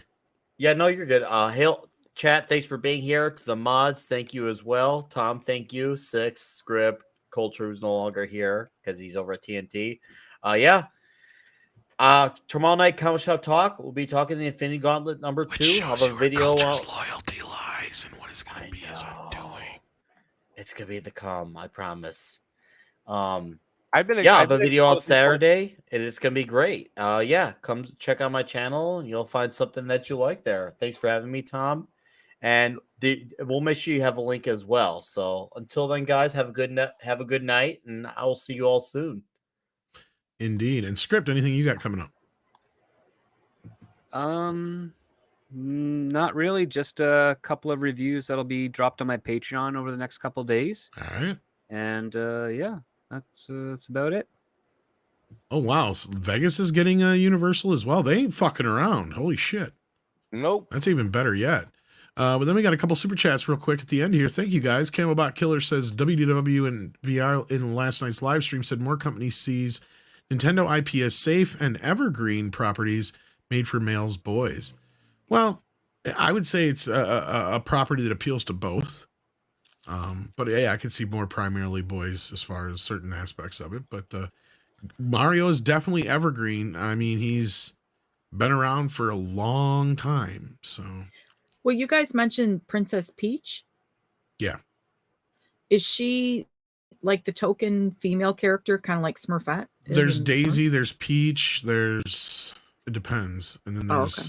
Because I'm not familiar with the IP at all. Yeah, I know little bits and pieces here and there. And then there was like 2 different cartoons and other variant kind of takes on the lore. So now I think Nintendo has a Bible set in place. But at that time, like when I kind of was watching and paying attention to Mario, it was kind of loose. You didn't really have like exacts. So like, yeah. No, she is kind of technically that token character, but they changed that down the road. And then I heard something like they took Peach and or Daisy was the one that I ended up repurposing into a bad guy, I believe. I don't get it because it was always Princess Toadstool. Well, Princess Toadstool was the name. She's a princess of the Toadstool Kingdom. Yeah. So that's the thing. It's very convoluted. And then the Game Boy version, she was Daisy. Yeah, and then there was Peach, and then Peach came around like Super. Okay, here we go. Super Nintendo or GameCube. Peach, Daisy, and Rosalinda. Yeah. I never heard of Rosalinda. It's 6 requests your question. And with that, the Mushroom Kingdom, not the Toadstool Kingdom. Whatever. Jack White also says, Mike, what? How far are you in on Bleach? Have you checked out any of the manga I sent you links to yet? And another anime recommendation to the panel, Classroom of the Elite. I have seen 14 episodes of Bleach, and I stopped there. And it's entertaining, but my love of anime has not yet been sparked, but I'm working my way through the storylines. It's just a different experience than what I'm used to. As far as the manga goes, I think the odds of me liking manga are a lot higher than me liking anime because I was always a comic book guy. And so, yes, and I've enjoyed those thoroughly. More details to follow. Thank you.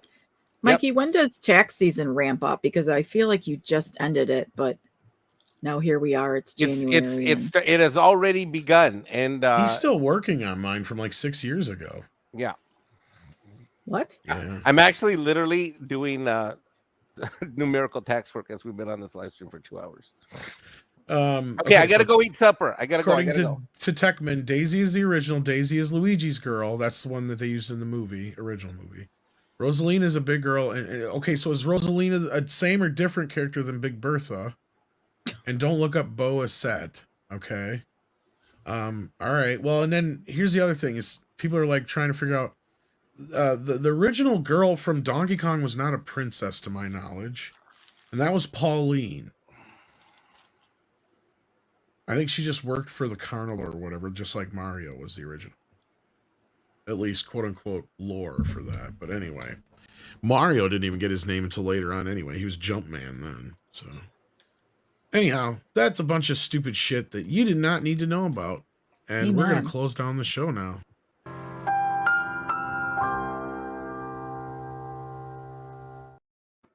Because 6 really wants to know how trans men have their periods. So with that, yes, I do. Take care of yourselves and have a good one.